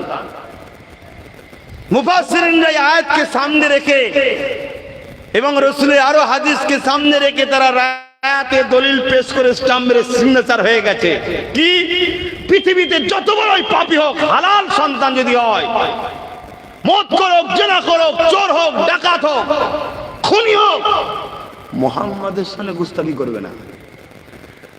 আর যেই হোক, যদি সে জারজ সন্তান হয়, সে রাসূলুল্লাহর সামনে গুস্তাখি করবে। এটা প্রমাণ। তাই আমরা মাহফিলে উঠে জারজ সন্তানদের আর বেশি কিছু বলতে চাইছি না। জারজ সন্তানকে চেনেন তো আপনারা? কারা? যারা রাসূলের সামনে, জোরে বলুন, গুস্তাখি করে। আর আল্লাহর সামনে গুস্তাখি করলে তাহলে কি হবে না? জারজ সন্তান হবে না? এরকম জারজ সন্তান আমার দেশে, আমার রাজ্যে আছে না নাই? আছে, থাকবে। এ তো দুনিয়া, আল্লাহর দুনিয়া, এটা তোমার আমার তো নয়। এ দুনিয়ায় সবাই থাকবে, মানুষ থাকবে, কুকুর থাকবে, শুয়োর থাকবে, খিঞ্জিল থাকবে, বাঘ, ভাল্লুক, গাছপালা সব থাকবে, জারজ সন্তানও থাকবে। কিন্তু বিচারের ফয়সালা করবেন কে? আল্লাহ। কিন্তু জারজ সন্তানের সঙ্গে আমাদের সম্পর্ক রাখা কখনো সত্যি পারে না, আমরা রাখি না। আপনারা রাখেন নাকি? যদি ভুল ভ্রান্তি হয়ে যায় তওবা করে ফিরে যান। দুনিয়ায় জারজ সন্তানের সঙ্গে তো পরকালেও জারজ সন্তানের সাথে উঠতে হবে। হয়তো আপনি হালালি, আপনি গুস্তাখি রাসূল করেননি, কিন্তু জারজ সন্তানের সঙ্গে আপনার উঠা বসা, বন্ধুত্ব, আপন, সহযোগিতা, হেল্প, ভালোবাসা, কিয়ামতের দিনে কিন্তু তার সঙ্গেই উঠতে হবে আপনাকে। কথা কিছু বুঝতে পারছেন?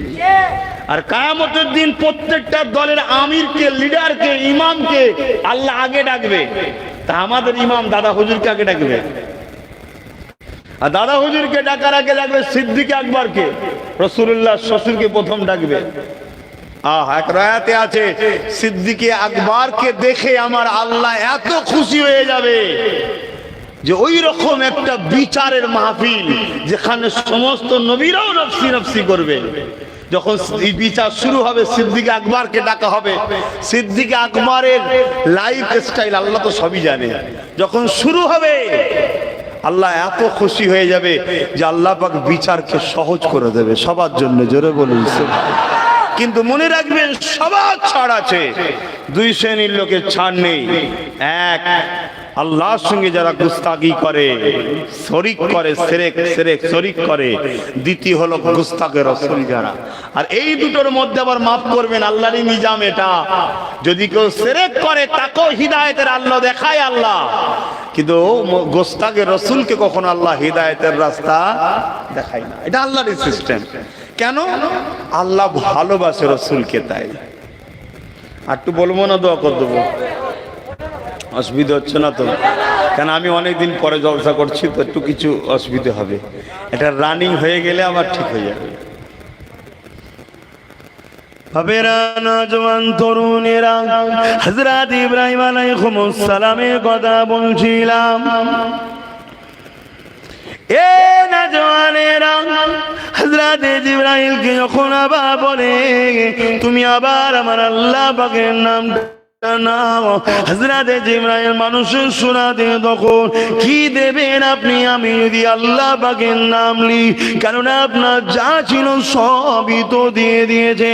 আল্লাহ নবী হযরত ইব্রাহিম আলাইহিস সালাম কি বলেছিলেন শোনে, এ তুমি যদি আমার আল্লাহ পাকের নাম নাও, এই যে পশুগুলো তোমাকে তো দিয়ে দিলাম, এগুলো লালন পালন করার জন্য তো লোক লাগবে, আমি নিজেকে দান করে দেবো, তোমার সাথে চলে যাব, তোমার বাড়ি গিয়ে পশুগুলোকে লালন পালনের কাজে নিযুক্ত করে দেবো।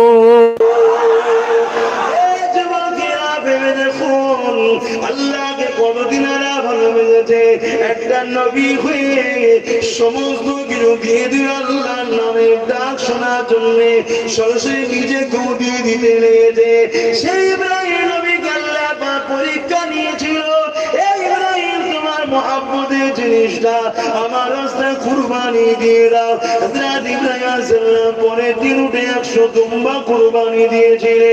আবার দ্বিতীয় রাতে খবর দেখতে লেগেছে, আবার পরের দিনে 100 কুরবানি করতে লেগেছে। ইখতিলাফ রয়েছে 300 বা 200 এমন করে কুরবানি করে দিয়েছিলে। আল্লাহ পাক আবার দেখাতে লেগেছে। এই সময় লাস্টে বারেতে হযরত ইসমাঈলের ক্ষমা করে আল্লাহ পাক খবরের মধ্যে দেখাতে লেগেছে, ইব্রাহিম তোমার সাথে প্রিয় তো তোমার বাচ্চা, যার জন্য এত দোয়া চাইলে 90 বছর পরে সন্তান পেলে এবং জান্নাতি সন্তান নবী হবে, নবী সন্তান, সেই ইসমাইলকে তুমি সবচেয়ে বেশি ভালোবাসো। এটা দেখার পরে পরের দিনেতে হযরত ইব্রাহিম আলাইহিস সালাম নিয়তটা করে নিলে আমি আমার আল্লাহর জন্য সব করতে পারি। আমার আল্লাহ যখন আমার বাচ্চাকে পছন্দ করেছে, আমি ইব্রাহিম দেরি করব না, আমি আমার বাচ্চাকেও আল্লাহর জন্য কুরবানি যাবা করে দেব।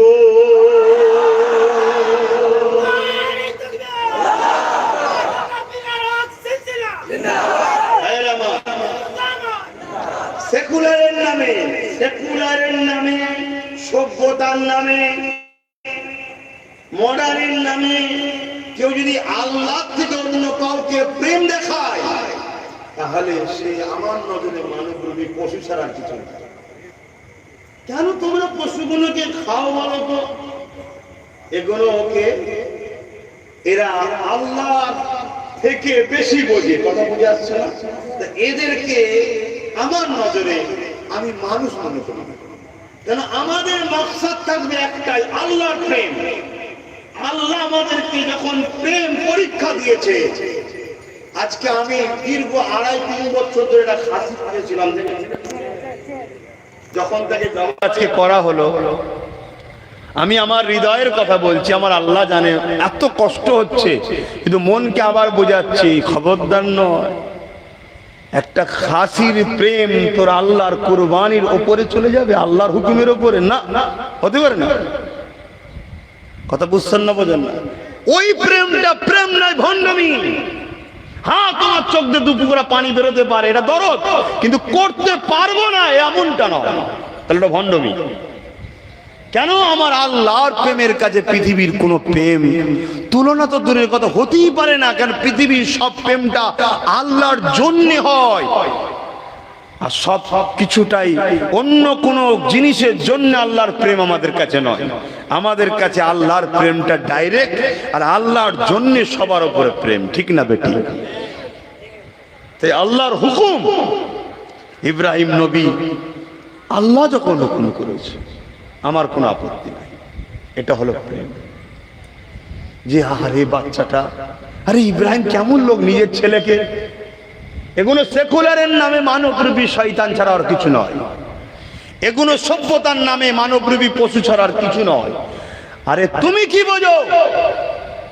এই সৃষ্টি কোনো তো তোমার নয়, কোন সন্তান তো তার বাপের নয়, ওটা তো মাধ্যম একটা, সবটাই তো আল্লাহ। জোরে বলুন সুবহানাল্লাহ। সৃষ্টি তো আল্লাহ করেছে, সে যখন তার সৃষ্টিকে জবাই করার হুকুম দিয়েছে, আমি বাপ হয়ে আমার এত দরদ কিসে? আল্লাহর সৃষ্টি করেছে, তার বেশি দরদ না আমার বেশি দরদ? হ্যাঁ, আল্লাহর দরদ, তার সৃষ্টি। ইব্রাহিম আলাইহিস সালাম রেডি হলেন, কিন্তু মনের মধ্যে হলো একবার ছেলেকে জিজ্ঞেস করি। আমি তো নিয়েতে পাকা, কিন্তু ছেলেকে শোনাই, নিয়েতে আমার নরণচরণ নয়, শোনাই। এটাও আল্লাহর ইচ্ছা যে তোমায় কি বাচ্চা দিয়েছি তুমিও জেনে নাও ইব্রাহিম। তুমি একা আমায় ভালোবাসো তা নয়, তোমার বাচ্চাটাও আমায় ভালোবাসো, তোমার থেকে বেশি ভালোবাসে, তারও প্রমাণ হয়ে যাবে। জোরে বলুন সুবহানাল্লাহ। নাউজুবিল্লাহ, ভুল মানে নেবেন না। একজন জবাই করছে, একজন জবাই হচ্ছে, দুটো প্রেম কিন্তু আসমান জমিনের পার্থক্য। জবাই করাটা আর জবাই হওয়াটা দুটো এক নয়। যে তোমাকে আমি যে নিয়ামত দিয়েছি, আলহামদুলিল্লাহ, প্রেমের জায়গায় এই জায়গায় সব পরীক্ষায় তোমার থেকে আগিয়ে যাবে, সে যে পিছবে তা নয়, সেটাও তুমি দেখে নাও। আল্লাহ পাকের হিকমত আল্লাহু আলাম, আল্লাহ ভালো জানে। তা বাপ ইব্রাহিম আলাইহিস সালাম জিজ্ঞেস করছে, বাবা এই সব দেখেছি বাবা, আল্লাহ তোমাকে তার রাস্তায় জবা করতে বলেছে। ছেলে বলছে, আব্বা এ তো খুশির কথা, এতে দেরি কিসে? আমি তৈরি আছি, আপনি দেরি করবেন না কেন? আল্লাহর হুকুম, আল্লাহর হুকুমে কখনো মানে কি বলে গাফলতি করা, অবহেলা করা, ঢিলেমি করা উচিত নয়। চলুন। আল্লাহ নবী হযরত ইব্রাহিম আলাইহিস সালাম আল্লাহ পাকের শুকরিয়া আদায় করলেন। আল্লাহ এত সুন্দর একটা সন্তান আপনি দিয়েছেন। এখানে আর একটা বিষয় হতে পারে যে এত সুন্দর বাচ্চা জানার পরও ইব্রাহিম কি করে জবাই করবে? যে বাচ্চাটা আল্লাহর জন্য এত প্রেমিক, তাকেই আবার জবাই করতে হবে, এটা একটা বড় পরীক্ষা। হযরত ইব্রাহিম আলাইহিস সালাম স্ত্রীকে বললেন, বাচ্চাকে সাজিয়ে দাও। সাজিয়ে দেয়া হলো, সাথে করে নিয়ে রওনা দিলেন, মিনার দিকে যেতে লেগেছেন। এমন সময় ইবলিস শয়তান এসে আম্মা জান হাজেরাকে ধোঁকা দিতে লেগেছে। এ হাজেরা, তুমি কি জানো তোমার স্বামী তোমার বাচ্চাকে কোথায় নিয়ে গেছে?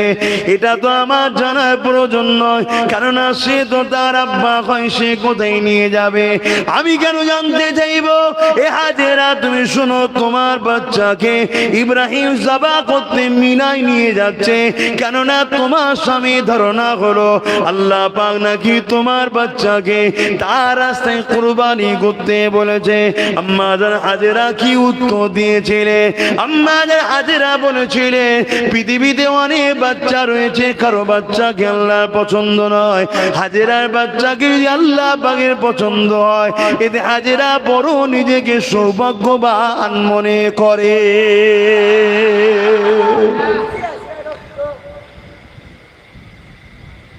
যুবক,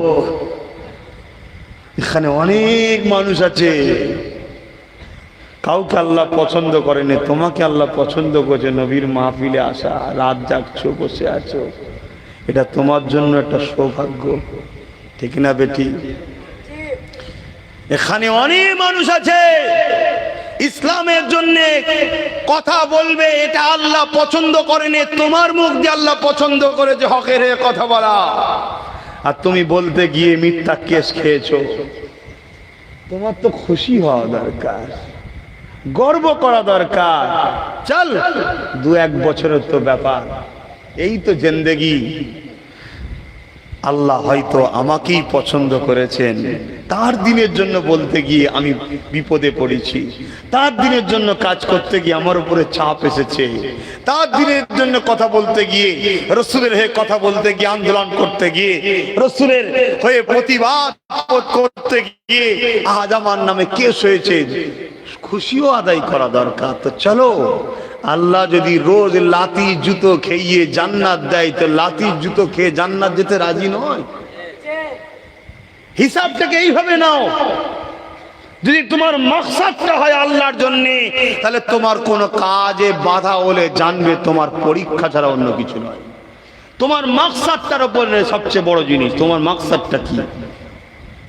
তোমার মাকসাদ যদি খারাপ হয়, তোমার যদি হাজারো রাস্তা খুলে যায়, জানবে আমার আল্লাহ তোমাকে হয়তো দুনিয়াতেই সব দিয়ে দিচ্ছে, আখিরাত জিরো করছে। অনেক জায়গায় বলেছিলাম, আপনারাও শুনেছেন কি জানি না, তারপরেও বোঝাবার জন্য একটা ছোট্ট কথা বলছি, বাস্তবিক কথা এটা। এক ব্যক্তি কোনো কারণে ফজরের নামাজ বিনা উজুতে একদিন পড়েছে। পড়ার পরে তার মনটাই সারাদিন বড় চিন্তা, যে বিনা উজুতে নামাজ পড়ে ফেললাম, হয়তো আমি আযাবের শিকার হয়ে যাবো, আমি বিপদে পড়ে যাবো, আমার কোনো ক্ষতি হবে। সন্ধ্যা হয়ে গেছে, রাত হয়ে গেছে, ঘুমিয়ে পড়েছে, কোনো ক্ষতি হয়নি। ওই রাত্রিরে সংসার জীবনে ওই রাত্রে ঘুমিয়ে পড়েছে, কোনো ক্ষতি হয়নি। পরের দিন উঠেছে, ইচ্ছা করে সেদিন আবার উজু করেন। শুনছেন, প্রথম দিনে উজু করার পরিস্থিতি ছিল না, প্রেস্টিজ ম্যাটারের ব্যাপার ছিল, দাঁড়িয়ে গেছে, নামাজ পড়ে নিয়েছে, কিন্তু ইচ্ছা করে সেটা এটা নাচারে হয়েছে। কিন্তু আজকে আবার সে ইচ্ছা করে করেছে, করার পরে ভাবছেন না কালকে না হয় অন্য একটা ব্যাপার ছিল, আজকে তো ইচ্ছা করে করে ফেলেছে, আর রেহাই আমার নাই। আজকেও সারাদিন গেছে বড় ভয়ে ভয়ে টেনশনে কাটছে, কখন না আসমান থেকে কিছু এসে আমার উপরে আযাব হয়, কিছু ক্ষতি না হয়ে যায়, এই না আমার শরীরে কোনো প্যারালাইসিস হয়ে পড়ে যায়, নানা রকম টেনশন।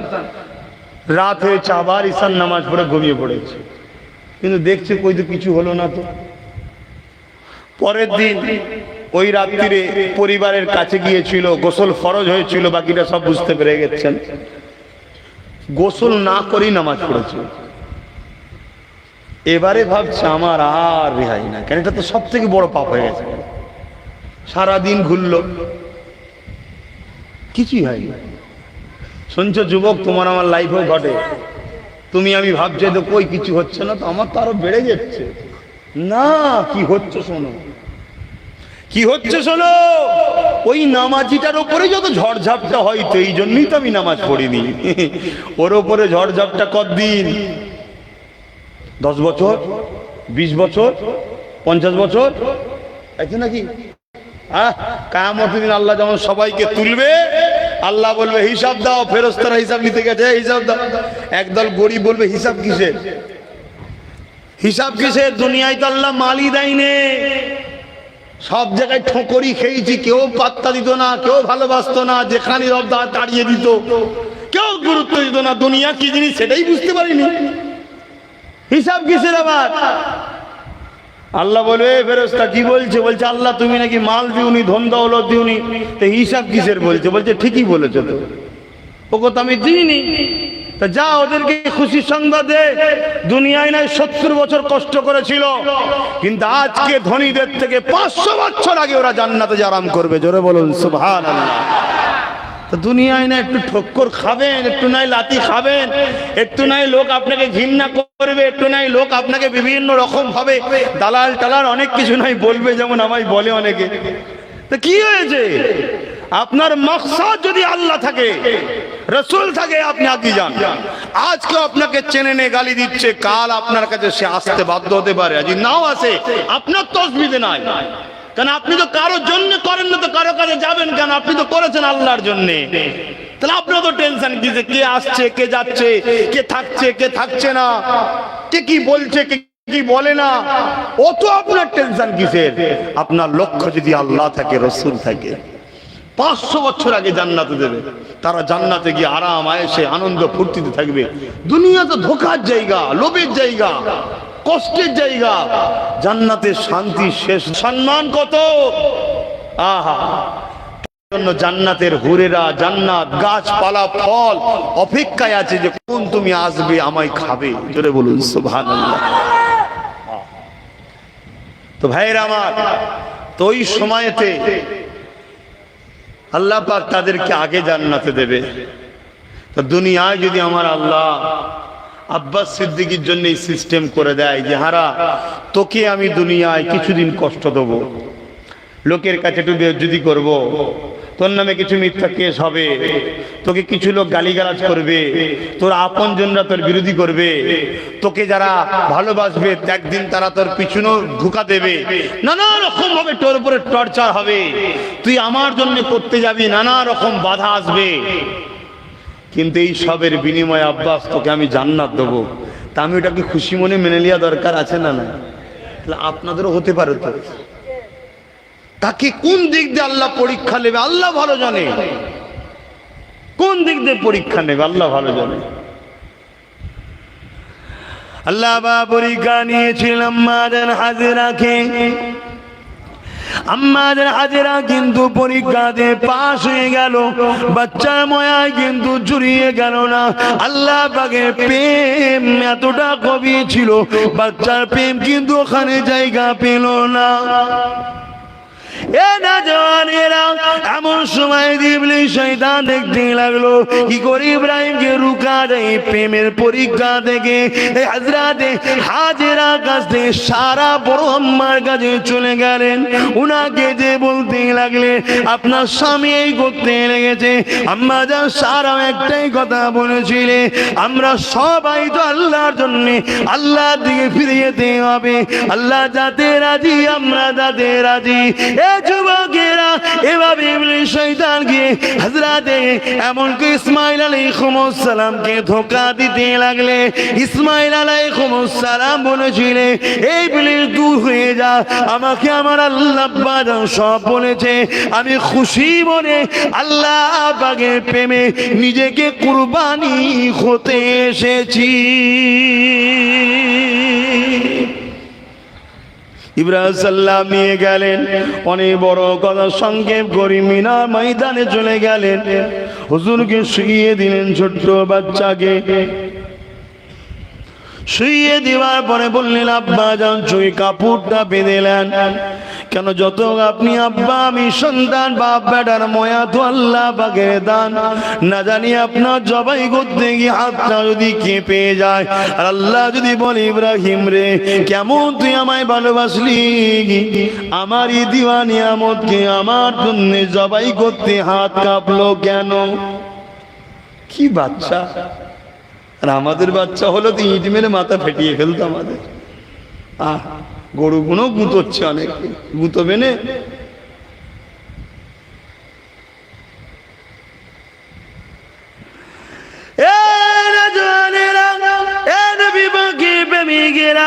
হযরত ইব্রাহিম সাল্লাল্লাহু তরোয়াল চালিয়ে দিলেন, চোখটা বেঁধে দিয়ে তরোয়াল কেল্লা বা হুকুম কোনদিনও চলবি না, তরোয়ালের ক্ষমতা নাই, বাচ্চা ইসমাইলের গলাতে চলবে। এমন সময় ইব্রাহিম নবী তার চোখের কাপড় খুলে দিয়ে তরোয়ালটাকে একটা পাথরে আঘাত করলো, দেখলো পাথরটা দুটুকরো হয়ে গেল। এমন করে ধার যে নাই তা নয়, ধার তো অনেকটাই রয়েছে। তারপরে এমন করে ইসমাইল আলাইহিস সালাম বলতে লেগেছে, আব্বা আমার হাত পাটাকে আপনি বেঁধে দিন, না জানি জবাইয়ের কষ্টটা কতটা কষ্ট। ওই সময় যদি পাটা ছড়তে যে আপনার গায়ে লেগে যায়, না জানি বিয়াদবিটা হয়ে যেতে পারে। পাটা বেঁধে দেন, পাটা বেঁধে দিয়া হলো, আবার জবাই শুরু করা হলো। কিন্তু আল্লাহ হুকুম করে দিয়েছে আমার ইসমাইলের গলায় চলবে না, তরোয়ারের ক্ষমতা নাই, কি করে চলতে পারে? এই জন্য আবার কাটলো না। ইব্রাহিম নবী তরোয়ালটাকে মন করে পাথরের উপরে আবার আঘাত দিল, পাথরটা দুটুকরো হয়ে গেল। ওই সময় ইসমাইল নবী আব্বা জানকে বলতে লেগেছেন, আব্বা জান আরেকটা কথা। কি কথা? আমার এমন করে পার হাতটা খুলে দেন কেন রে বাবা? না, দুনিয়ার মানুষ বলতে লাগবে ইসমাইল তার আল্লাহকে এতটা ভালোবাসতে পারেনি যে হাত পা বেঁধে তার বাপ জোর করে জবাই করে দিয়েছে। যেমন আজকাল কিছু যারা সন্তান আমার নবী সম্বন্ধে বলছে, দেখছেন না? এরকম আছেন না? নাই ভুলভাল বকবে তো। তাই আপনি হাত পা খুলে দেন, নাই বলবো বাপ জোর করে জবাই করেছে। খুলে দেন, খুলে দিয়েছে।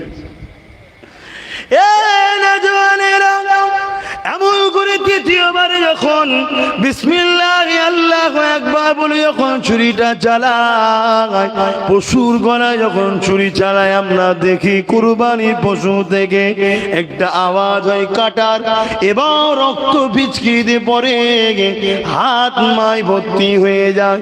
ইব্রাহিম নবীর এমন করে বুঝতে পেরেছে জবাই হয়ে গেছে বাচ্চা, চোখে কাপড় বাঁধা, কিন্তু কিন্তু চোখটা খুলে আসমানে দিয়ে বলেছে আলহামদুলিল্লাহ আল্লাহ আমি ইব্রাহিম পেরে গেছি আপনার পরীক্ষায়, নিজের বাচ্চাকে জবাই করে দিতে পেরে গেছি।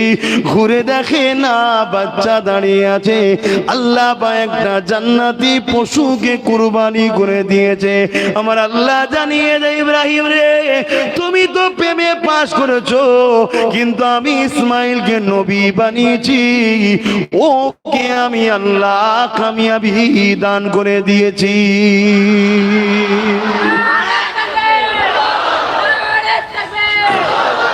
সেই রেওয়াজ থেকে আমাদের এই কুরবানি চলে আসছে। আজকে যদি আমাদের এই কুরবানি নিয়ে কারো আপত্তি হয়, এটা দুর্ভাগ্য, ঠিক না? কিন্তু অন্য কোন ধর্মের মানুষের ধর্মের কাজে আমাদের কখনো আপত্তি আছে? না। কেন আপত্তি নাই? আমার রসুল আমাদেরকে মহান বানিয়ে দিয়ে গেছে। জোরে বলুন সুবহানাল্লাহ। আমার রসুল আমাদেরকে এত বড় মনের মানুষ করে দিয়ে গেছে যে আমার উঠোনেতে, আমার বাড়িতে, আমার বাড়ির দেওয়ালে, আমার পাশে 14 দিন 15 দিন অন্য ধর্মের ভাইরা তাদের ধর্মীয় কাজ মাইক বেজিয়ে করলে আমার ডিস্টার্ব হয় না, কিন্তু কিছু মানুষের 5 মিনিটের আজানে ডিস্টার্ব হয়। মাইন্ডটা ছোট, মনটা ছোট।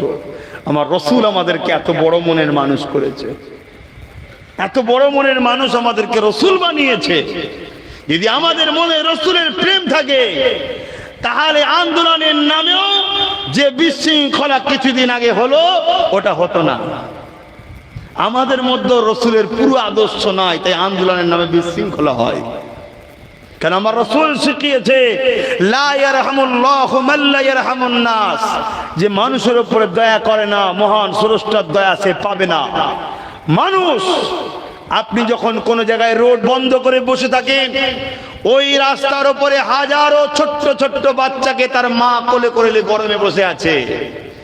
ওই রাস্তাতে হাজারো বুড়ো বুড়ি, বৃদ্ধা মহিলা বা বয়স্ক বাপকে নিয়ে তার সন্তানরা ডাক্তার দেখাতে বেরিয়েছিল, বা কোনো প্রয়োজনে বা মেয়ের বাড়ি বা ঘরে ফিরছিল, তারা অপেক্ষা করে গরমে বসে আছে। এটা আমার রসুলের জন্য আন্দোলন হতে পারে না। এই আন্দোলনের পিছনেও ষড়যন্ত্র আছে, ষড়যন্ত্র বলতে গেলেই তো সমস্যা। কিন্তু আপনাদের ঘরে এতটুকু বলবো, পরিবর্তন হন। কোন ইমাম আমাদের দলিল নয়, কোন পীর সাহেব, পীরজাদা, মুফতি, মাওলানা আমাদের দলিল নয়। আমাদের দলিল হলো মুহাম্মদ রসুল আমিন আল্লাহ। জোরে বলুন সুবহানাল্লাহ। অতএব আন্দোলন করতে হবে, দুনিয়াদারি করতে হবে, রসুল যেভাবে করতে হবে। নবী চাচা হযরত হামজা রাদিয়াল্লাহু তাআলা হুজুর আমার শিকার করতে জঙ্গলে গেছে। ছোট মধ্যে একটা হরিণীকে দেখতে পেয়েছে, তার দিকে নিশানা যখনই লাগায় সে লাফিয়ে লাফিয়ে লাফিয়ে লাফিয়ে চলে যায়। হঠাৎ করে হরিণীর জবান থেকে মানুষের না কথা মহান স্রষ্টা আল্লাহ বারবার করাচ্ছেন। ওই হরিণীটা বলতে লেগেছে, এ হযরত হামজা তুমি আমাকে শিকার করতে এসেছো, শিকার যদি করতে হয় যা ঘরে গিয়ে এতিম এসে নবী মুহাম্মদ রাসূলকে যে আঘাত দিয়েছে ওই আবু জেহেলকে শিকার করো, তার উপরে তুমি রাগ মিটাও। ব্যাপারটা কি হয়েছে বুঝতে পারলো না। ওখানে ঘরে ফিরে এসে খোঁজ নিল যে এতিম নবী মুহাম্মদকে আবু জেহেল আঘাত করেছে, কষ্ট দিয়েছে। ওই কথাটা শোনার সাথে সাথে হযরত হামজা তখন নবীকে নবী বলে মানে নে, এক আল্লাহ পাকের উপর ঈমান আনে নে, আমার রাসূলুল্লাহকে রাসূল বলে তখন মানে নে। এই কথাটা শুনে সুজা চলে গেছে আবু জেহেলের কাছে। এ ভাই আবু জেহেল, এতিম নবীকে তুমি মুহাম্মদকে তুমি নাকি মেরেছো? হ্যাঁ মেরেছি। কেন মেরেছো? ওই মুহাম্মদ বলে নাকি জেনা চলবে না, সুদ চলবে না, জুলুম চলবে না, দাদাগিরি চলবে না, খুনোখুনি চলবে না, গরিবকে লুটা চলবে না, এমন করে এক আল্লাহ দাসত্ব করতে হবে। আমাদের হাতে তৈরি করা 360টা উপাসনা চলবে না, মালিক নাকি একজন, তিনি হলেন আল্লাহ। এই কথা যখনই বলেছে আমি তাই মেরেছি। তাহলে হক কথা বলতে গিয়ে রসুল মার খেয়েছে না খাই? আপনারা খেলে অসুবিধা আছে? আপনারা কি নবীর থেকে ভিআইপি? নবীর থেকে ভিআইপি নাকি?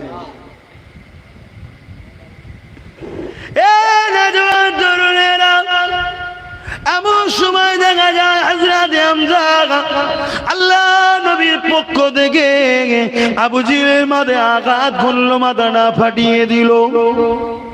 এটা ইসলামের কালচার নয়, এটা জাহিলিয়াত যুগের কালচার। যারা এক আল্লাহকে না মানতো তাদের কালচার ছিল এটা। এটা আমার নবী কখনো বলে না। উপরন্তু কি হয়েছে দেখুন, হযরত হামজা যখন মেরে দিয়ে ফিরে এসেছে নবীর কাছে, মুহাম্মদ তুমি কেঁদো না, মন খারাপ করো না, তোমার আব্বা নাই আম্মা নাই তো কি হয়েছে, আমি তো রয়েছে, তোমাকে মারবে ছেড়ে তুমি, এটা হতে পারে না, আমি প্রতিশোধটা নিয়ে এসেছি। আল্লাহ নবী শুনে বলছেন কি করেছেন চাচা? না আমি আবু জেহেলকে মেরেছি।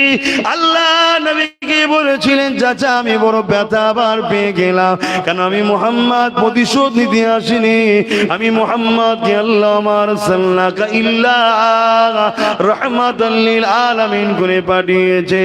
আপনি কেন প্রতিশোধ নিলেন ভাই? তোমাকে খুশি করার জন্য তো করলাম।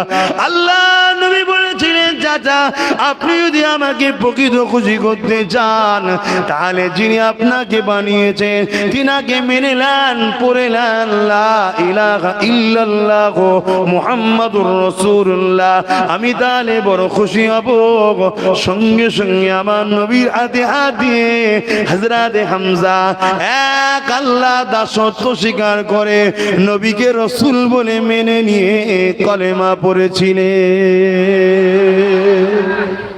এটা হচ্ছে রাসূলের আদর্শ। প্রতিশোধ লিয়া ইসলাম পছন্দ করে না।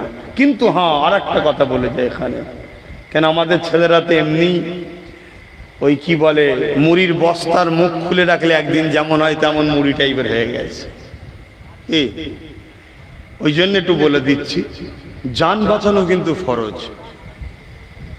সন্ত্রাসকে ইসলাম কখনো মাফ করে না, এটা মাথায় রাখবেন।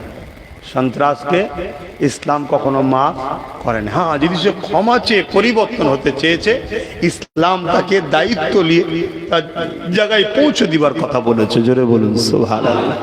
কিন্তু তোমায় কেউ যদি আঘাত করতে আসে জান বাঁচাবার জন্য তুমি প্রতিরোধ করতে গিয়ে যদি বদর হয়ে যায় কিছু করার নাই, ওটা শরিয়াতে যায়। জোরে বলুন সুবহানাল্লাহ। কেন বদরটা রাসূল করেনি, আবু জেহেল 1000-এর উপর সৈন্য নিয়ে আগিয়ে এসেছিল জুলুম করতে, হত্যা করতে, নির্যাতন করতে, প্রতিরোধ করতে গিয়েছিলেন রাসূল। কেন মা বেটিদের ইজ্জত বাঁচাতে হবে, সেটা একটা আকার নিয়েছিল বিশাল। এটা শরিয়াতে জায়েজ। জোরে বলুন সুবহানাল্লাহ। আপনাদের মনে হচ্ছে অসুবিধা হচ্ছে? হ্যাঁ হচ্ছে। আমার ভাই আছে আর একজন, তাই তো এসে গেছে। তাহলে আমার ফুফুতো ভাই হযরত মাওলানা মোহাম্মদ মুন্নাফউদ্দিন ভাইজান, আমার ফুফুতো ভাই তিনি আছেন। তিনি শেষ নাকি? সংক্ষেপে তিনিও বলবে, কেন রাত তো বেশি করলে আবার হবে না। দরুদ শরীফ আল্লাহুম্মা সাল্লি আলা সাইয়্যিদিনা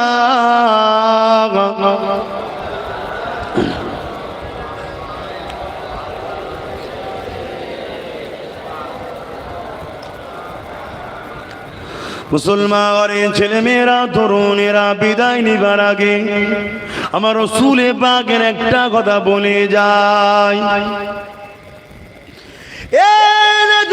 তরুণেরা অবশ্যই কুরবানির মাস চলছে। আল্লাহ নবী নিজেও কুরবানি দিয়েছেন। নবী আমার মিনাতে গেলেন, নবী আমার কুরবানি দিলেন নিজের পক্ষ থেকে, নবী আমার পরিবারের পক্ষ থেকে।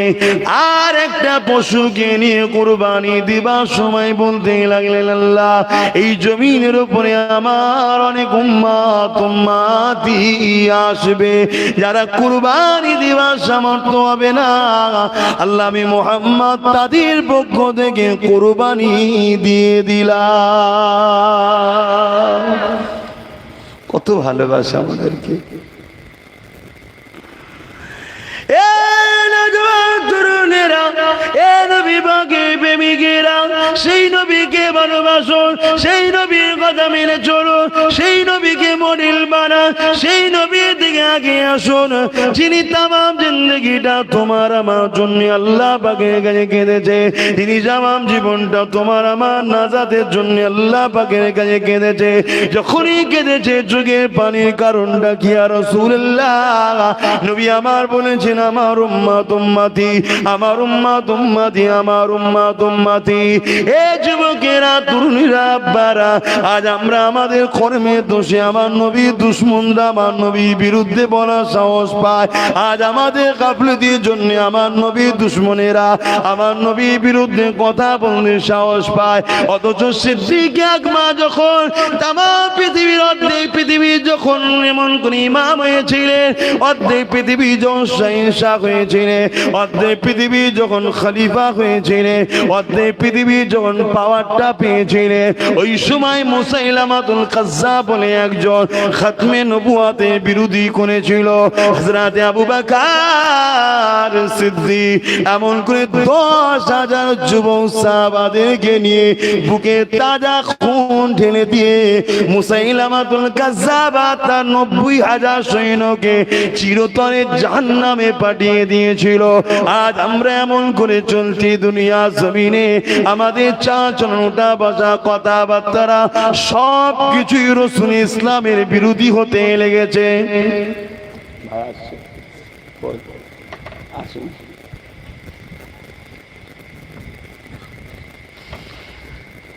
যাক, আর কথা বাড়াবো না। আমার বয়সও বড় এবং আমার ফুফুতো ভাই হয়। কোনো আত্মীয়তা না থাকলেও একজন যখন পরে কেউ ওয়াজ করতে আসে, তাকেও আল্লাহ যে মর্যাদা দিয়েছে সেই মর্যাদাটা রাখারও দায়িত্ব আমার। তাহলে তিনিও আমার মর্যাদাটা রাখবে, স্বাভাবিক। তাই আমি এখানেই ছোট করছি। তবে একটা ছোট্ট কথা বলে যাই,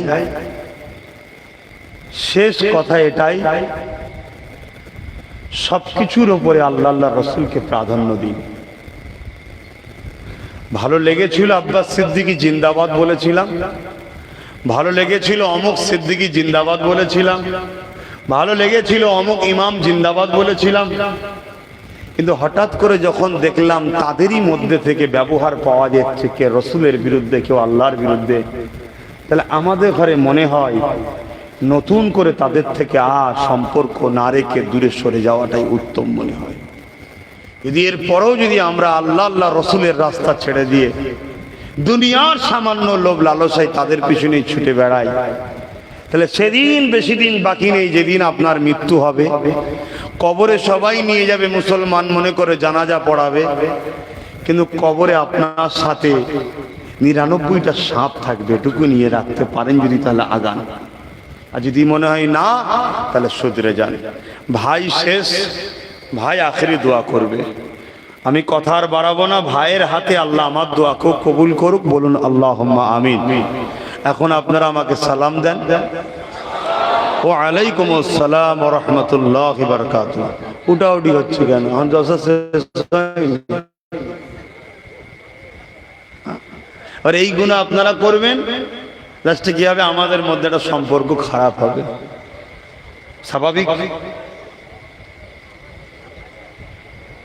এজন্য আপনাদের বলবো, আপনাদের যদি মনে হয় বলুন না, তাহলে 11 বার দরুদ শরীফ, 3 বার সূরা, 10 বার সূরা ইখলাস শরীফ পড়ুন, ভাই শুধু দোয়াটা করে দিই, মিটে যাবে। কথা বুঝছেন না? কিন্তু আপনারা এইগুলো করেন, এতে কি হয়? নিজেদের মধ্যে এটা মনে কষ্ট, স্বাভাবিক ভাই। এটা ওনার জায়গায় আমি থাকলে আমারও কষ্ট হতো, এটা খারাপ নয়, এটা স্বাভাবিক। আজ আমি হয়তো বলবো যে ঠিক আছে সব কিসমতের ব্যাপার, না, পরিস্থিতির শিকার যে হয় সে বোঝে। হয়তো ওনার জায়গায় আমি থাকলে আমারও মনে ওটাই হতো, কষ্টটা লাগতো। এমনি তো আমার সঙ্গে সব আজকাল জলসা টলসা করাই ছেড়ে দিচ্ছে, তবুও তো ভাই করছে। তা আপনারা যা করছেন, ইনিও কালকে বলবে আব্বাস সিদ্দিকী, না আমি যাবো না। এবারে লোক আজকাল এত সুন্দর একটা প্যান্ডেল করে যার করেছে, ওই একজন নিয়ে আসবো, 2 ঘন্টায় সব শেষ হয়ে যাবে। স্বাভাবিক চাই আর একটু রাত হোক, কি তখন আব্বাস সিদ্দিকী কি তাহলে বাদ দে। দুদিন পর আমায় বাধ্য দেবে, দাওয়াত হবে না, জলসা হবে না, তো খাবো কি? খাবার জন্যই তো জলসা করতে এসছি। সেটা আপনারা বিবেচনা করবেন, আর আমার আল্লাহ জানে আমার অন্তরের খবর। দোয়া করবেন। আমার জীবনে আর দুটো শেষ আশা, একটা হলো আপনাদের পাশেই হচ্ছে, আপনাদেরই গ্রামে তো নাকি, কি হাজি সাহেব এখানেই তো, নলেজ সিটি। আল্লাহ যেন করার তৌফিক দেন। অবশ্যই আপনাদের সহযোগিতা, আপনারা আছেন, আমি দোয়া করি আল্লাহ আপনাদেরকেও কামিয়াবি করেন, ভালো রাখেন, যেখানেই থাকেন সুখে থাকেন। আর একটা হলো, বড় ভাই হিসাবে, যেমন বাপ হিসাবে চাই তার বাচ্চারা বড় হোক, বড় ভাইও একটা গার্জেন। আমি চাই আমার ছোট ভাই আল্লাহ যেন গরিবদের জন্য এটা মাসিহা হয়, বলুন আল্লাহুম্মা আমিন। ব্যাস এই দুটো স্বপ্ন আল্লাহ যেন কবুল করে নেয়। এরপরে আল্লাহ ডাকলে, আগে ডাকলেও যেতে হবে তো, ডাকলে খুশি হব। আগে ডাকলেও তো যেতে হবে নাকি, কোনো টাইম আছে নাকি? টাইম নেই। আপনারা সালাম দিয়েছেন, আমি সালাম দিচ্ছি, উত্তর দেন। আসসালামু আলাইকুম। দরুদ শরীফ আল্লাহুম্মা। ভাই আমি যাই।